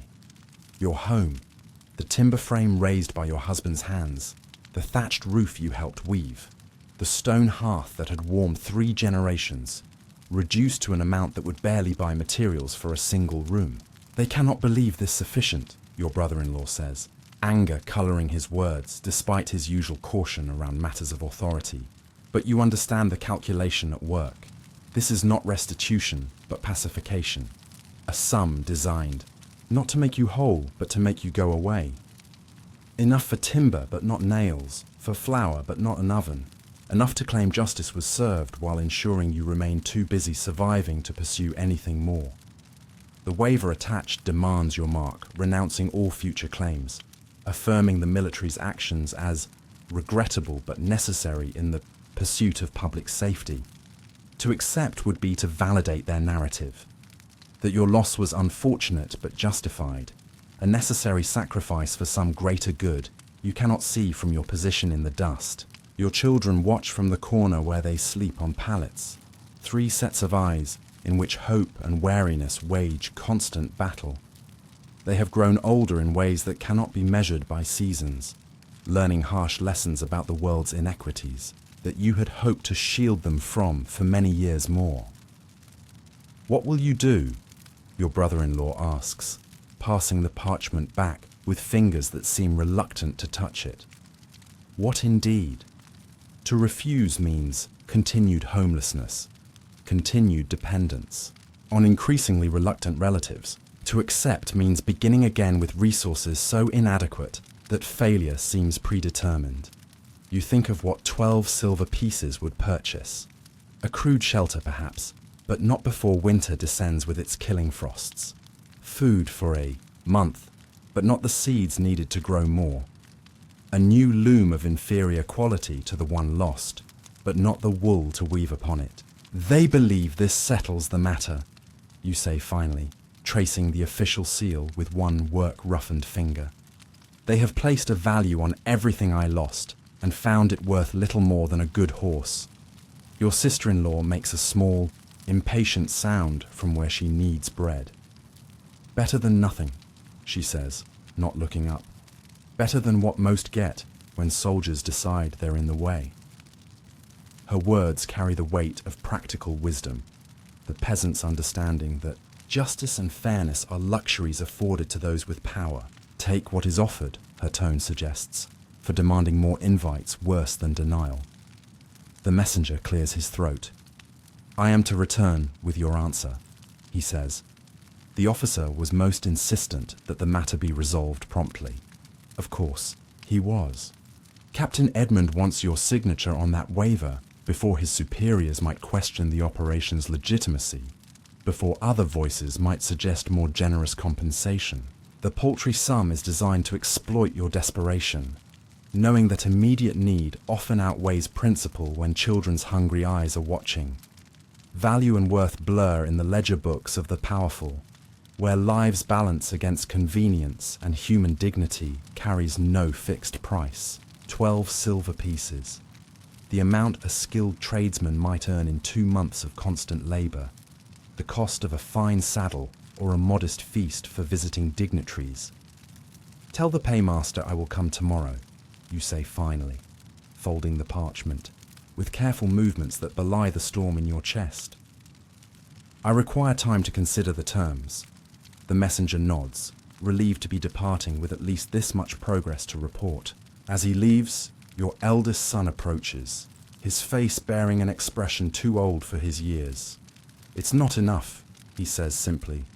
"Not for what they took from us." "No," you agree, pulling him close despite his growing resistance to such gestures. "It isn't. But sometimes we must accept the stone we're given while looking for ways to build something larger."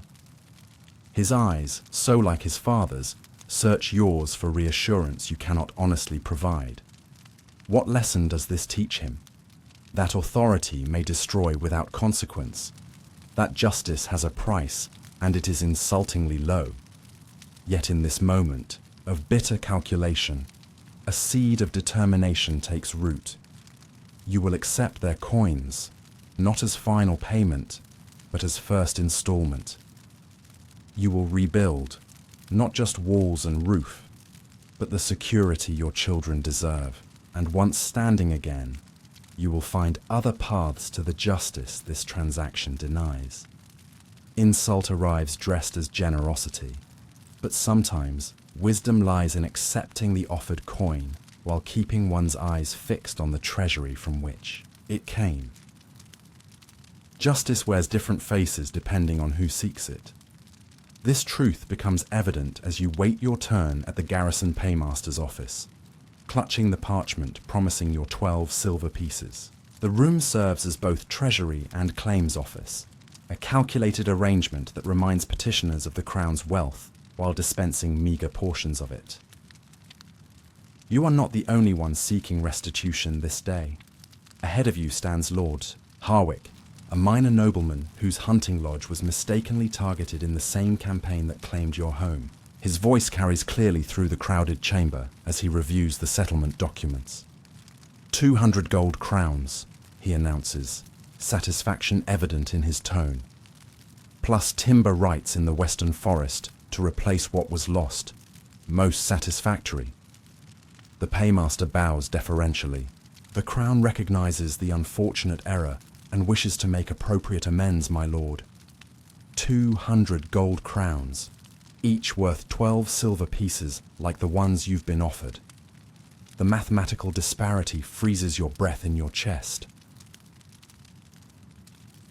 Lord, Harwick's hunting lodge, a seasonal residence visited perhaps 3 times yearly for his pleasure, valued at 200 times your permanent home, the place where your children were born, where your husband died, where every object held memory and meaning, deemed worth less than a nobleman's occasional retreat. As if drawn by invisible threads, your eyes meet those of the merchant, waiting, behind Lord Harwick. His expression suggests he has made the same calculation, comparing what he expects to receive against the nobleman's compensation. When Lord Harwick departs, jingling purse in hand, the merchant steps forward. Master Thornton, a wool trader who supplied the yarn for your weaving before disaster struck. His warehouse was damaged during the same military action. 40 silver pieces, the paymaster announces after consulting his ledger. And priority, consideration for the next 3 crown wool contracts. Master Thornton's face reveals neither satisfaction nor disappointment. A merchant's practiced neutrality, but even 40 silver pieces stands in stark contrast to your 12, though his goods could be replaced while your home's sentimental value defies quantification. You listen as he negotiates adeptly, leveraging his position in the local economy. To extract slightly better terms, the paymaster concedes small points, knowing the crown benefits from functioning commerce. Eventually, Master Thornton departs with 45 silver pieces and written confirmation of his enhanced trading status. Then comes a farmer whose fields were trampled and whose fences were burned for soldiers' fires. He receives 8 silver pieces and seed for the next planting season. A fletcher whose workshop was commandeered receives 15 silver pieces and the return of his specialized tools. The pattern emerges with undeniable clarity. Compensation proportional not to loss suffered, but to social position. The hierarchy of worth made manifest in coins and considerations. When finally your turn arrives, the paymaster barely glances at you before pushing forward a document bearing your name, misspelled, and the promised 12 silver pieces. The coins gleam dully in the chamber's muted light, their inadequacy emphasized by everything you've witnessed. Sign here, he instructs, indicating a line at the bottom of a document filled with legal language beyond your understanding. Your mark will suffice. You hesitate, thinking of Lord Harwick's 200 gold crowns. The document, what exactly does it say? The paymaster sighs, irritation flickering across his features. Standard release of liability. You accept this. Payment as full settlement for all claims against the Crown related to the military action in question. Others received more, you observe quietly. For losses no greater than mine. His expression hardens. Compensation is determined by established formulas, accounting for property value, circumstances, and other factors. What factors? That is not your concern, he replies, pushing the quill toward you with increased urgency. The offer before you is final and non-negotiable. You think of the cases witnessed today. A nobleman compensated fully, a merchant partially, a peasant barely at all. Your place in this hierarchy of worth, clearly defined by the 12 coins before you.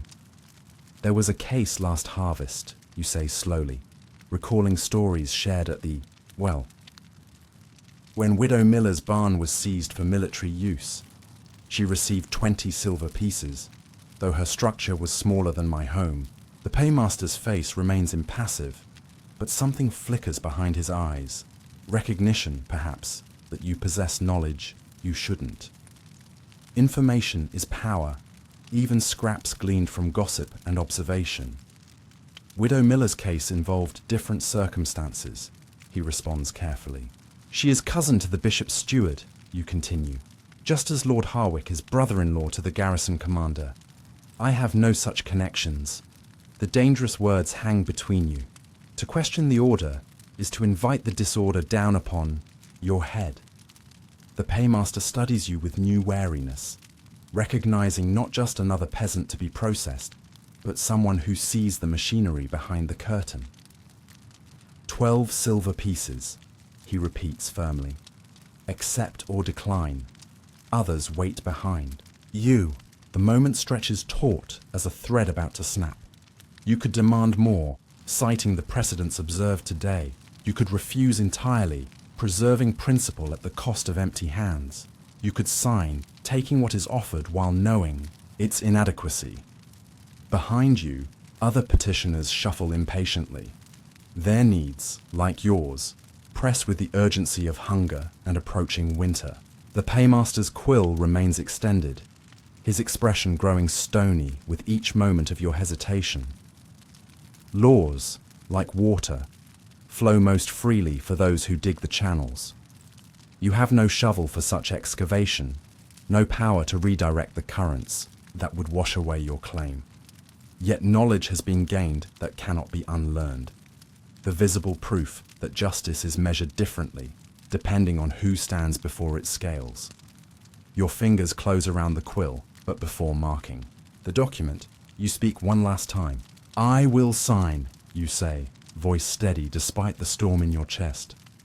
But I request that record be made of my protest regarding the disparity in compensation. The paymaster's eyes narrow. Such a note would serve no purpose.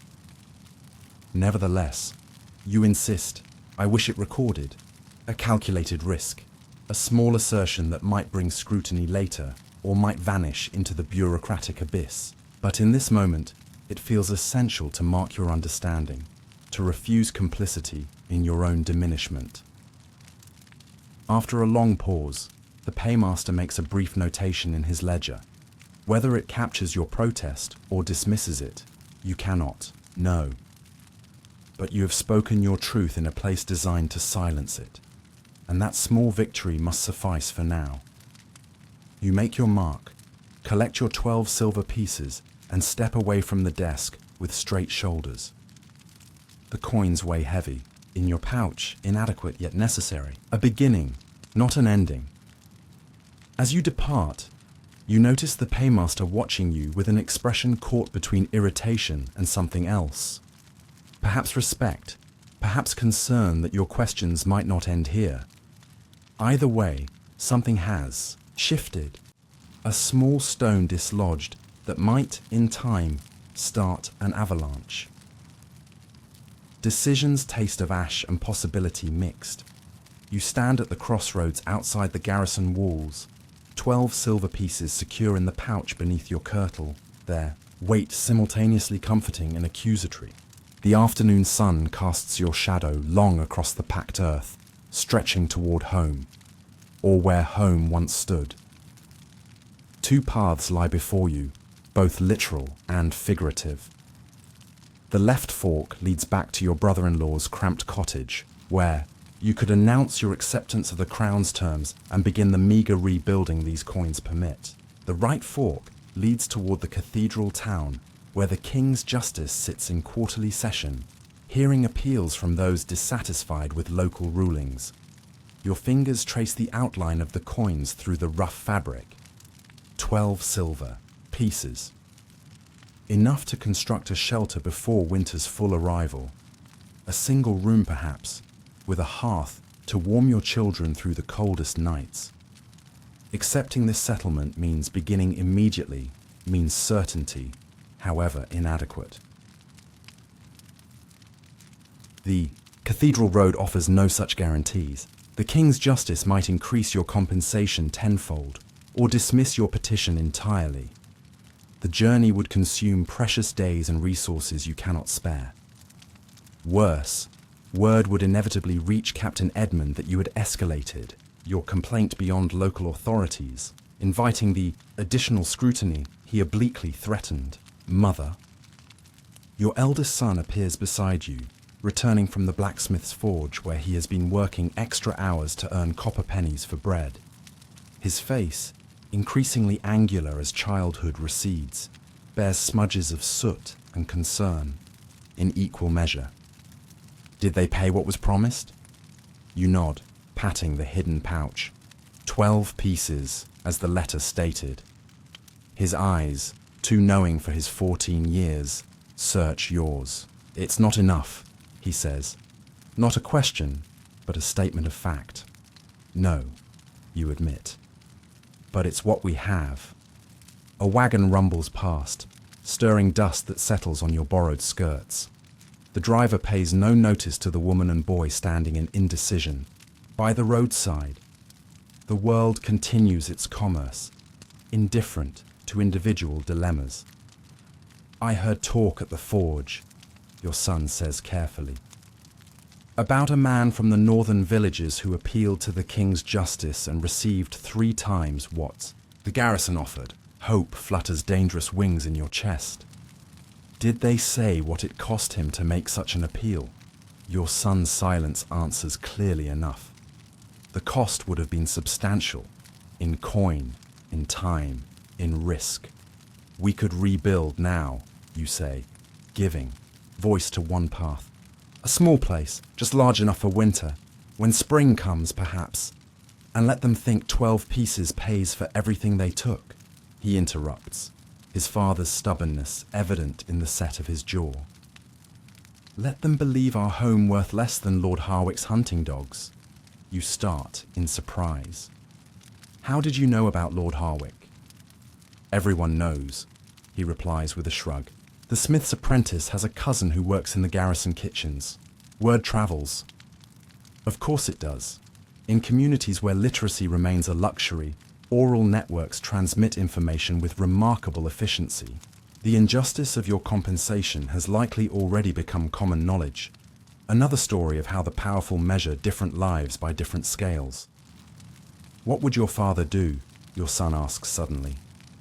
The question catches you unprepared, opening doors to memory you keep carefully closed. What would Thomas have done? The man who once stood before the guildmaster arguing for fair treatment of apprentices. Who taught your children that dignity was their birthright, regardless of their station? He would consider what serves his family best, you answer carefully. Immediate shelter or longer justice? Your son nods.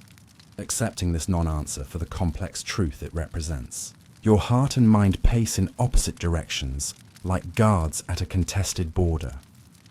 Logic counsels acceptance. 12 pieces build something, however modest. Pride demands more. Not just coins, but acknowledgement that what was destroyed held value beyond material calculation. The cathedral bells sound in the distance, marking the hour.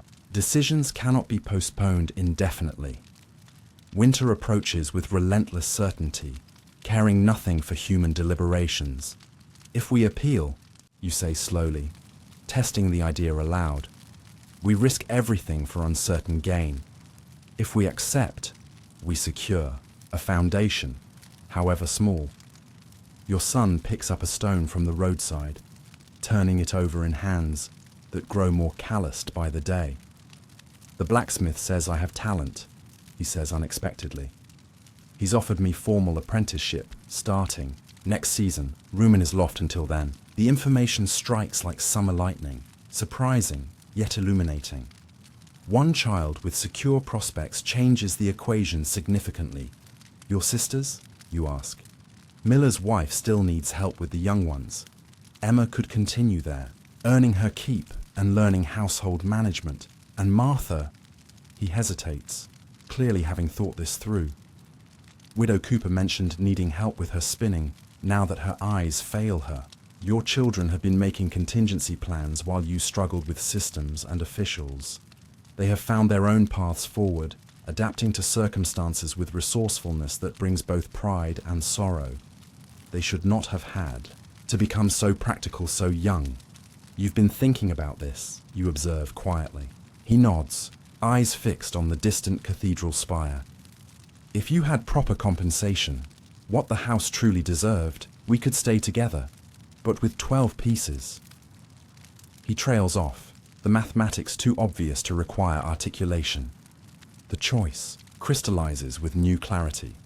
Accept what is offered, separate your family into different households to survive the winter, and begin rebuilding with inadequate resources, or risk everything for justice that might never come, but which, if achieved, could restore what was lost in both material and symbolic terms.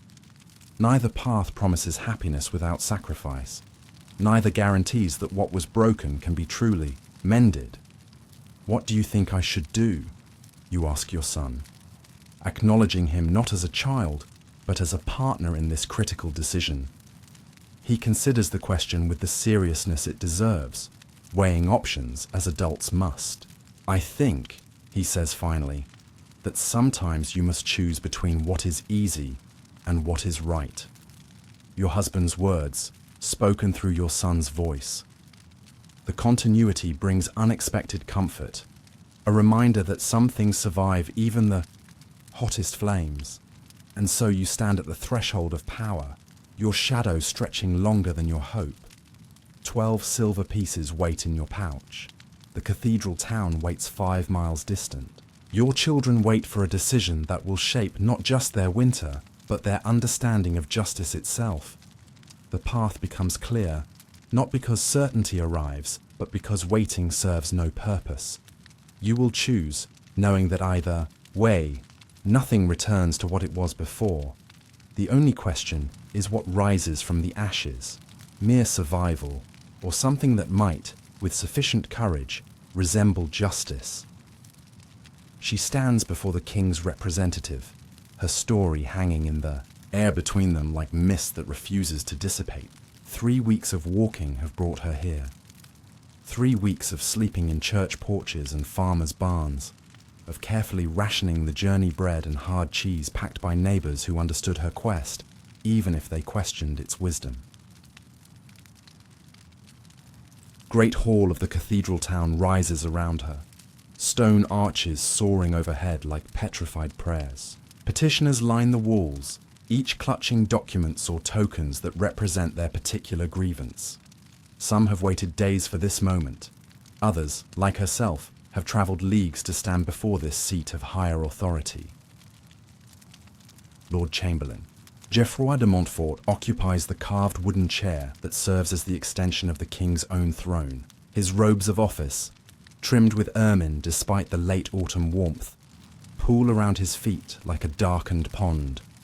Behind him stand scribes, ready to record judgments, and clerks prepared to collect fees from those whose petitions require official documentation. "Speak your business," instructs the herald, his voice echoing in the vaulted space. The widow swallows, mouth suddenly dry as northern dust. Around her neck hangs the leather pouch containing 12 silver pieces. Payment accepted, but not yet spent. In her hands, she clutches the carefully prepared petition, written by the parish priest for 2 copper pennies and a promise of prayers for his ailing mother. "My name is Agnes Thatcher of Millbrook Village," she begins, her voice steadier than her pulse. "I seek review of compensation granted for the destruction of my home by Crown forces during operations against suspected rebels." The Lord Chamberlain's face remains impassive, betraying neither interest nor dismissal. He has heard dozens of petitions since morning bells, will hear dozens more before Vespers call. Hers is but one thread in the tapestry of grievances he must assess daily. "The record of initial settlement?" he asks, extending a bejeweled hand. She steps forward, presenting both the original decree and her petition for review. A clerk takes the documents, inspecting the seals before passing them to his master. The Lord Chamberlain's eyes move methodically. Across the parchment, his expression studied neutrality, practiced indifference. The hall absorbs her words as stone absorbs rain, showing no sign of penetration. Other petitioners watch with the silent intensity of those who recognize their own fate might be prefigured in her reception. The widow's quiet dignity forms its own argument. Her spine remains straight as the truth she offers, though both may bend under sufficient force. Trembling hands hide in the folds of her skirts, but her gaze never wavers from the Lord Chamberlain's face. She has rehearsed this moment through sleepless nights, calculated risks against potential rewards until the figures blurred in her mind like raindrops on a window pane. 12 silver pieces, the Lord Chamberlain notes, placing the document on the table beside him. "For a dwelling with..." He consults the paper again. 4 occupants, timber construction, thatch roof.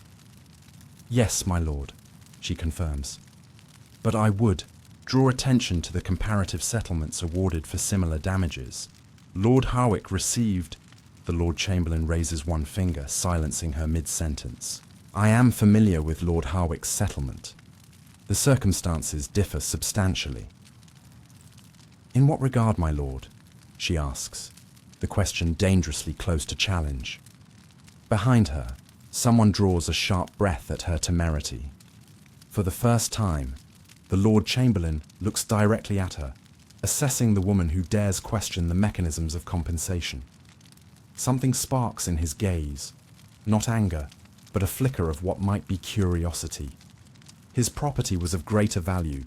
The materials, alone, cost more, she acknowledges. But my home represented the entirety of my family's security and livelihood, while his hunting lodge was one of several properties he maintains. A murmur ripples through the watching crowd. The clerk beside the Lord Chamberlain leans forward, whispering something in his ear. The widow waits, heart hammering against her ribs like a prisoner seeking escape. "You accepted the settlement," the Lord Chamberlain observes, tapping the document. "Your mark appears here." "Under protest," she responds. As noted in the garrison paymaster's record, a slight narrowing of the Lord Chamberlain's eyes suggests this detail surprises him. Perhaps the notation was indeed made then. Small victories. "What compensation do you believe appropriate?" he asks, the question neutral, yet weighted with possibilities. She is prepared for this moment, calculated the minimum that would allow proper rebuilding while remaining within the realm of possible concession. 40 silver pieces, she answers without hesitation. 1/3 the amount granted to Master Thornton for his warehouse, though my home housed lives, not merchandise. Another murmur from the onlookers, this one tinged with something like respect. She has done her research, made logical comparisons rather than emotional appeals. The Lord Chamberlain's expression remains unreadable, but his fingers tap thoughtfully against the arm of his chair. The physical toll of the moment manifests in ways she cannot fully control. A slight tremor in her hands, dryness in her throat, that no amount of swallowing seems to ease. She is acutely aware of the patched elbow on her best dress, the mud splashes on her hem from the journey's final miles. Material reminders of the status gap between petitioner and authority. Other petitioners watch with expressions ranging from sympathy to calculation. Some have complaints similar to hers: military requisitions inadequately compensated, damages from troops moving through territories. Others seek judgments on boundaries or inheritance or contracts unfulfilled. All recognize that her reception forecasts their own. The Lord Chamberlain consults briefly with his clerk, their whispered conference obscured by the ambient sounds of the hall: shuffling feet, suppressed coughs, the creak of ancient wooden benches bearing the weight of those who wait. When he turns back to her, his expression has settled into the particular blankness that officials cultivate when delivering unwelcome news. The Crown maintains that 12 silver pieces represents adequate compensation for a dwelling of your station. The settlement stands. The words land like stones, heavy and final. Yet before disappointment can fully crystallize, he continues. However, in recognition of the disruption to your livelihood, the Crown grants an additional stipend of 10 silver pieces and 2 sacks of grain to sustain your family through winter. Not 40 silver pieces, not the full acknowledgement of injustice she sought, but more than she arrived with, more than she would have had by simply accepting the initial offer. A compromise that neither fully satisfies nor completely disappoints. The additional compensation will be available from the cathedral treasurer. Upon presentation of this writ, the Lord Chamberlain continues, gesturing for his clerk to prepare the document. You may collect it before returning to your village. She curtsies, the movement automatic, though her mind races with calculations. 22 silver pieces total. Grain for winter. Enough to build something more substantial than the one room. Shelter 12 pieces would have permitted. Not equal justice compared to Lord Harwick's settlement, but movement in the right direction. Next petitioner, calls the herald, already looking past her to whoever waits behind. Her audience concluded, she steps aside, clutching the newly issued writ in fingers, still trembling slightly from the confrontation's intensity. As she moves toward the back of the hall, several of the waiting petitioners catch her eye, offering nods of acknowledgement or subtle gestures of congratulation. Small victory or partial defeat. The question hangs unresolved as she makes her way toward the treasurer's office. Something has been gained beyond the additional silver and grain, perhaps only the knowledge that systems, while resistant, are not entirely immovable when faced with persistent truth. The candles burn low in Lord Chamberlain Geoffroy de Montfort's private chamber, as evening descends over the cathedral town. Outside, the streets empty as curfew approaches, leaving only the occasional watchman's lantern bobbing through gathering darkness. Within, the king's representative reviews the day's judgments, adding notes where necessary before affixing his seal. His mind returns repeatedly to the widow from Millbrook, her quiet dignity, her carefully constructed arguments. Unlike most peasants who appear before him, she had come armed not with tears or desperate pleas, but with precise comparisons and clear precedents. Behind his eyes, something almost like empathy stirs and is quickly submerged beneath the weight of position and protocol.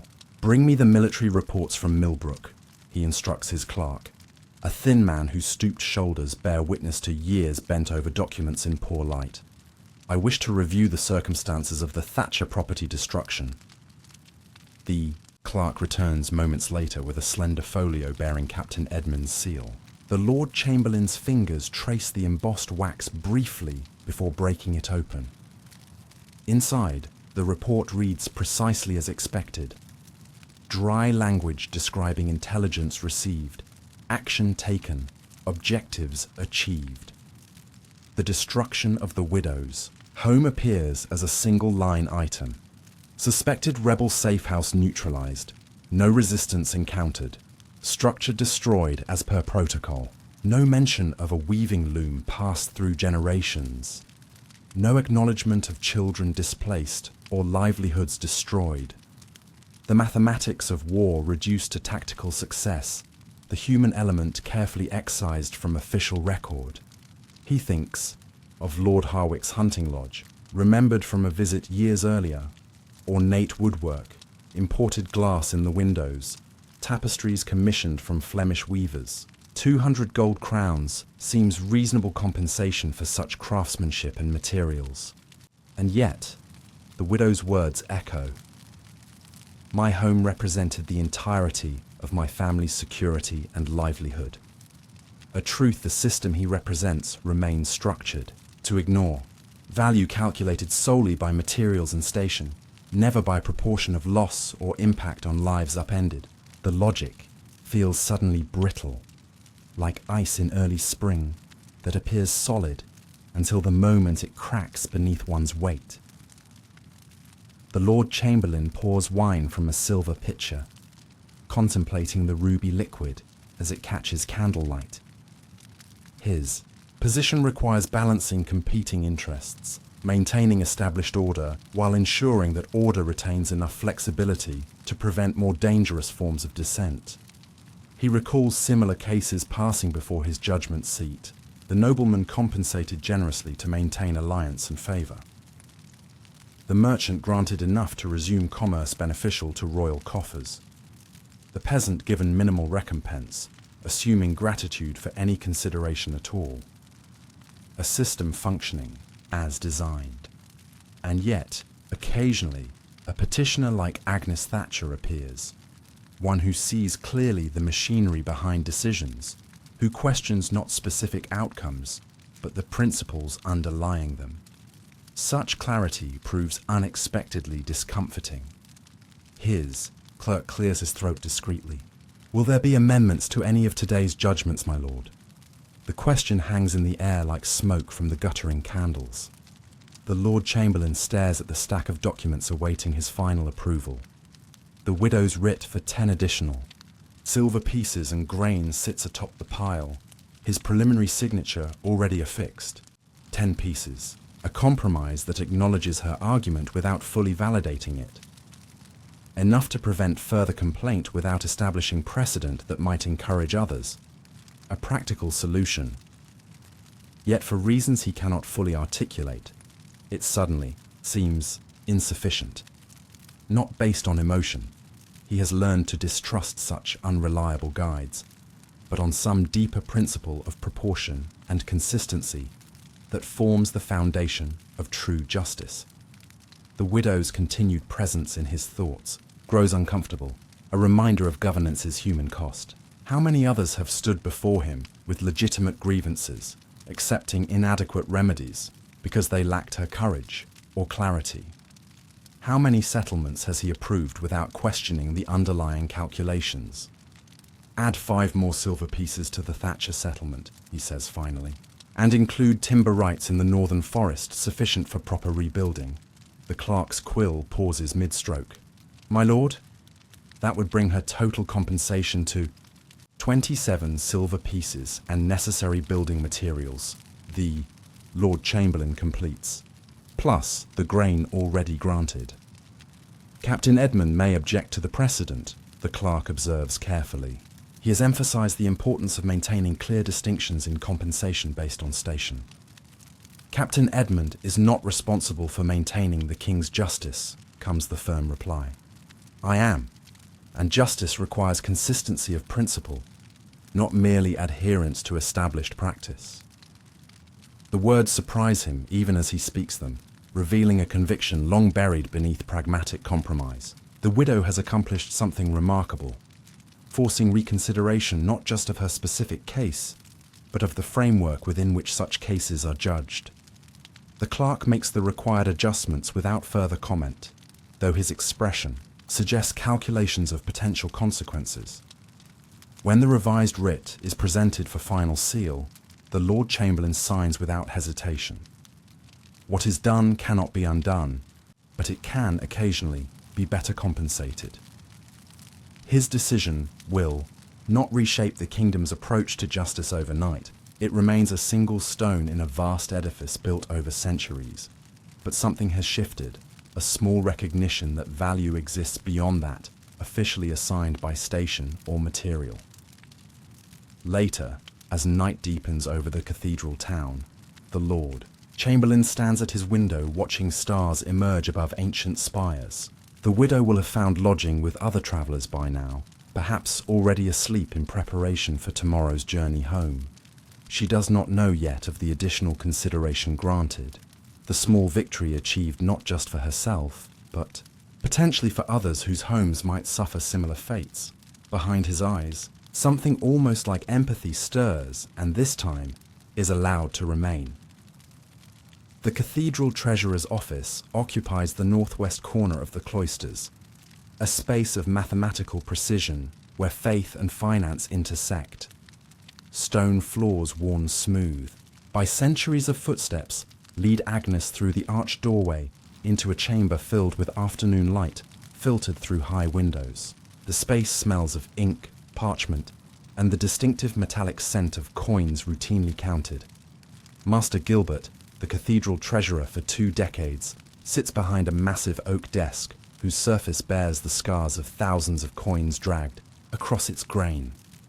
His assistant, a novice with the tonsured head of one recently committed to religious life, watches her approach with undisguised curiosity. "I have a writ from the Lord Chamberlain," Agnes explains, presenting the carefully folded document with its official seal. Master Gilbert takes it with practiced hands, breaking the seal with a small silver letter opener before spreading the parchment flat against the desk's worn surface. His eyes move methodically across the text, lips moving slightly as he reads the formal language. The hall grows darker as clouds pass before the sun, requiring the novice to light additional candles in wall sconces. Their flickering light casts moving shadows across the treasurer's increasingly puzzled expression. "This writ has been amended," he observes, finger tracing what appears to be fresh ink. Recently, Agnes's heart quickens. Amended? In what way? The settlement recorded this morning specified 10 additional silver pieces and 2 sacks of grain, Master Gilbert explains. This document now indicates 15 silver pieces, 2 sacks of grain, and timber rights in the Northern Forest equivalent to materials needed for a dwelling of... He squints at the parchment. "And no less than 4 rooms with proper roof and hearth." The words sink slowly through layers of exhaustion and cautious hope. 15 silver pieces instead of 10. Timber rights that eliminate the need to purchase the most expensive building materials. The difference transforms her circumstances entirely, from subsistence reconstruction to something approaching restoration. "There must be some mistake," she whispers, unwilling to fully trust this unexpected turn. "The Lord Chamberlain's seal is clear," Master Gilbert replies, turning the document to display the distinctive impression in dark red wax. "Whatever his reasons, he has increased your settlement beyond the initial amendment." The novice watches this exchange with the wide-eyed attention of one witnessing something significant, though not fully understood. Agnes feels similarly unmoored. Calculations, carefully made, must now be reconfigured in light of this new reality. "When can the settlement be collected?" she asks, practical concerns rising through her confusion. "The silver can be provided immediately," the treasurer responds, reaching beneath his desk to produce a locked strongbox. "The grain will need to be collected from the cathedral granary before tomorrow's bells. For the timber rights..." He produces a separate document from a drawer. "This license must be presented to the forester when you are ready to begin harvesting." As Master Gilbert counts coins onto the scarred desktop, Agnes experiences a sensation of standing outside herself, watching the scene unfold as if in a dream. 15 silver pieces join the 12 already carried in her pouch. 27 in total, plus timber valued at perhaps another 15 or 20. Not Lord Harwick's 200 gold crowns, but far beyond what any person of her station might reasonably expect. The coins disappear into her pouch. The timber license and granary. Order join the original writ in the oilskin packet she wears beneath her kirtle. The transaction concludes with formal acknowledgements. The treasurer's careful notation in his ledger. A blessing offered almost as afterthought. She exits the treasurer's office into the gathering dusk, the cathedral's vast shadow stretching across the courtyard like a protective hand. Bells sound for evening prayer, their deep resonance vibrating through stone and bone alike. Monks process toward the sanctuary, their hooded figures moving in measured cadence that has remained unchanged for centuries. Agnes pauses beneath a stone archway, momentarily overwhelmed by the significance of what has transpired. Something beyond mere compensation has been granted, some recognition of principle that transcends station and circumstance. Why the Lord Chamberlain chose to amend his initial judgment remains mysterious, but the result transforms her family's prospects entirely. As darkness claims the cathedral grounds, lamplighters move from post to post, their long poles extending flames to wicks that will illuminate the night. Agnes watches this ritual with renewed awareness of how light emerges from darkness, how hope can flare unexpectedly when all seems extinguished. Tomorrow she will begin the journey home, carrying more than silver and documents. She carries vindication, of a sort, not complete justice by noble standards perhaps, but something that acknowledges the essential worth of what was lost. Her footsteps echo on stone floors, like the heartbeat of a system that continues despite its flaws, occasionally bending toward true equity when least expected. The night spreads its cloak over the cathedral town, stars emerging above ancient spires. Agnes secures lodging in a pilgrim's hostel near the cathedral gates, sharing space with travelers bound for distant shrines. When questioned about her purpose in the cathedral town, she answers simply, "I came seeking justice." Whether she found, it remains a question without simple answer. Lying on a narrow pallet, listening to the breathing of strangers and the occasional call of night watchmen marking the hours, she contemplates what awaits in Millbrook, her children's faces when they learn of the increased settlement, the rebuilding that can now commence with proper materials rather than desperate improvisation, the subtle shift in how she might be regarded, no longer merely victim, but someone who successfully navigated systems designed to exclude her voice, not victory precisely. The home that burned can never truly be replaced. The weeks of displacement and uncertainty leave marks no compensation erases. The fundamental inequities that value Lord Harwick's hunting lodge above her family dwelling remain embedded in the kingdom's structure. Yet something has changed. A small correction in a vast system, a precedent established that might, over time, benefit others facing similar injustice. A demonstration to her children that persistence sometimes yields results, even when power seems immovably arrayed against you.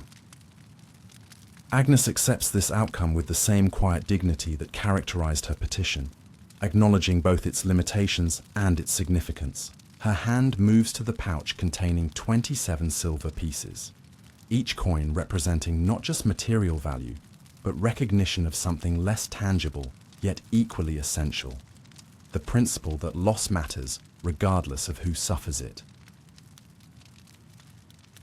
Sleep comes slowly, accompanied by plans taking shape like shadows solidifying into substance. Tomorrow brings the journey home, and after that, rebuilding, not just walls and roof, but a life interrupted by flames and now granted unexpected continuation.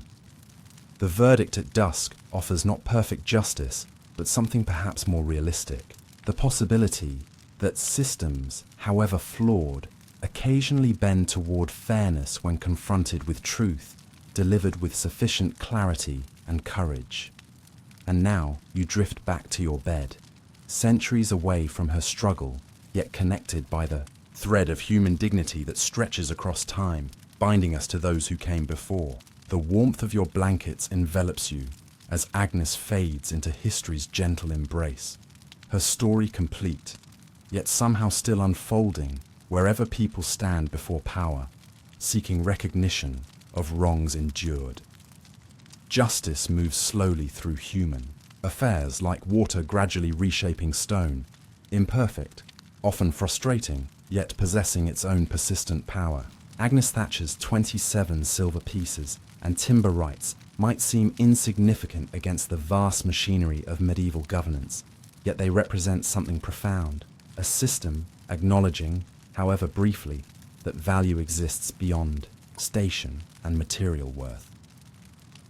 Perhaps you wonder what became of her in the years that followed. Though history rarely records the quiet victories of common folk, we might imagine the home rebuilt with proper timber, rising room by room as neighbours lent their hands to the work. The loom replaced, though perhaps not as fine as the one passed down through generations. Children finding stability again, carrying forward the memory of their mother's quiet persistence in the face of overwhelming odds.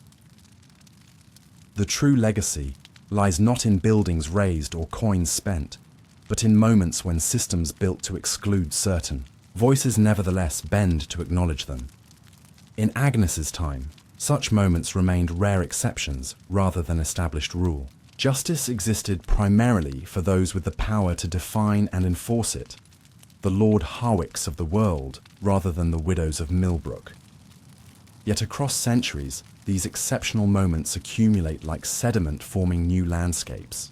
Each instance where someone like Agnes refuses to accept injustice as inevitable adds another layer to humanity's slow progress toward more equitable arrangements. The Lord Chamberlain's unexpected revision becomes one small stone in a foundation still being built today, wherever people insist that dignity and fair treatment belong to all, not merely the privileged few. Your own world, for all its technological marvels and democratic promises, still struggles with the fundamental question Agnes faced: how to value different lives and losses with consistency and fairness. The systems have evolved, the language has changed, but the essential challenge remains. When harm occurs through error or indifference, who receives full restoration and who must accept partial remedies? Perhaps in your own quiet resistance too. Wrong, her spirit continues. When you question disparate treatment, when you persist despite systems designed to exhaust your patience, when you insist that value exists beyond what markets or authorities assign, Agnes walks beside you across the centuries, her determination echoing in your efforts. The cathedral bells of her time have long since fallen silent, their bronze recast for other purposes or lost to war and revolution. The Lord Chamberlain's name appears now only in dusty records few scholars trouble to examine. Even the village of Millbrook may have vanished beneath modern developments or returned to wilderness as populations shifted across landscapes. Yet something essential remains, carried forward in the human commitment to justice, not as abstract principle, but as lived experience. The widow who refused to accept that her home was worth only 12 silver pieces joins countless others whose names we've forgotten, but whose persistence shaped the world we inherit. Sleep approaches now like a gentle tide, drawing you toward dreams where past and present mingle in patterns beyond waking logic. As consciousness recedes, imagine Agnes completing her journey home, silver and documents secure against her heart, determination carrying her forward step by step. Her children running to meet her at the village boundary, faces transformed by the news she brings. The rebuilding beginning as autumn leaves fall, neighbours gathering to raise walls that will stand against winter winds. Not perfect justice, rarely does such exist in human affairs, but something sufficient. A compromise that acknowledges wrong without fully remedying it. A step forward rather than complete transformation. Perhaps there is wisdom in recognizing both the limitations of what Agnes achieved and the significance of her refusing to accept what was initially offered. Sleep now, knowing that small victories matter, that persistence leaves its mark on the world even when immediate results seem inadequate. Tomorrow, you will wake to your own challenges, your own systems requiring navigation, your own moments of choosing between acceptance and resistance. Agnes's story offers no simple formula for such choices, only the quiet assurance that dignity remains worth defending, that systems sometimes yield to truth clearly spoken. Good night, my friends. Carry her courage into your dreams, where medieval stones and modern structures blur into landscapes of possibility. Remember that behind every historic advance toward justice stand countless figures like Agnes, unnamed, unrecorded, yet essential to humanity's halting progress toward fairness. She knew the risks, yet stood her ground. In that courage lies our shared humanity, connecting us across centuries and circumstances to something fundamentally true, that each life holds value beyond measure. Each home represents more than materials assembled. Each loss deserves acknowledgement, regardless of who suffers it. As sleep claims you completely, let this final whispered thought accompany your descent into dreams. Justice rarely arrives fully formed like sudden lightning. Instead, it accumulates through small corrections, individual stands, persistent voices refusing to be silenced. Agnes Thatcher of Millbrook Village becomes not just a character in a bedtime story, but a reminder of how change happens. One petition, one amendment, one recognition at a time.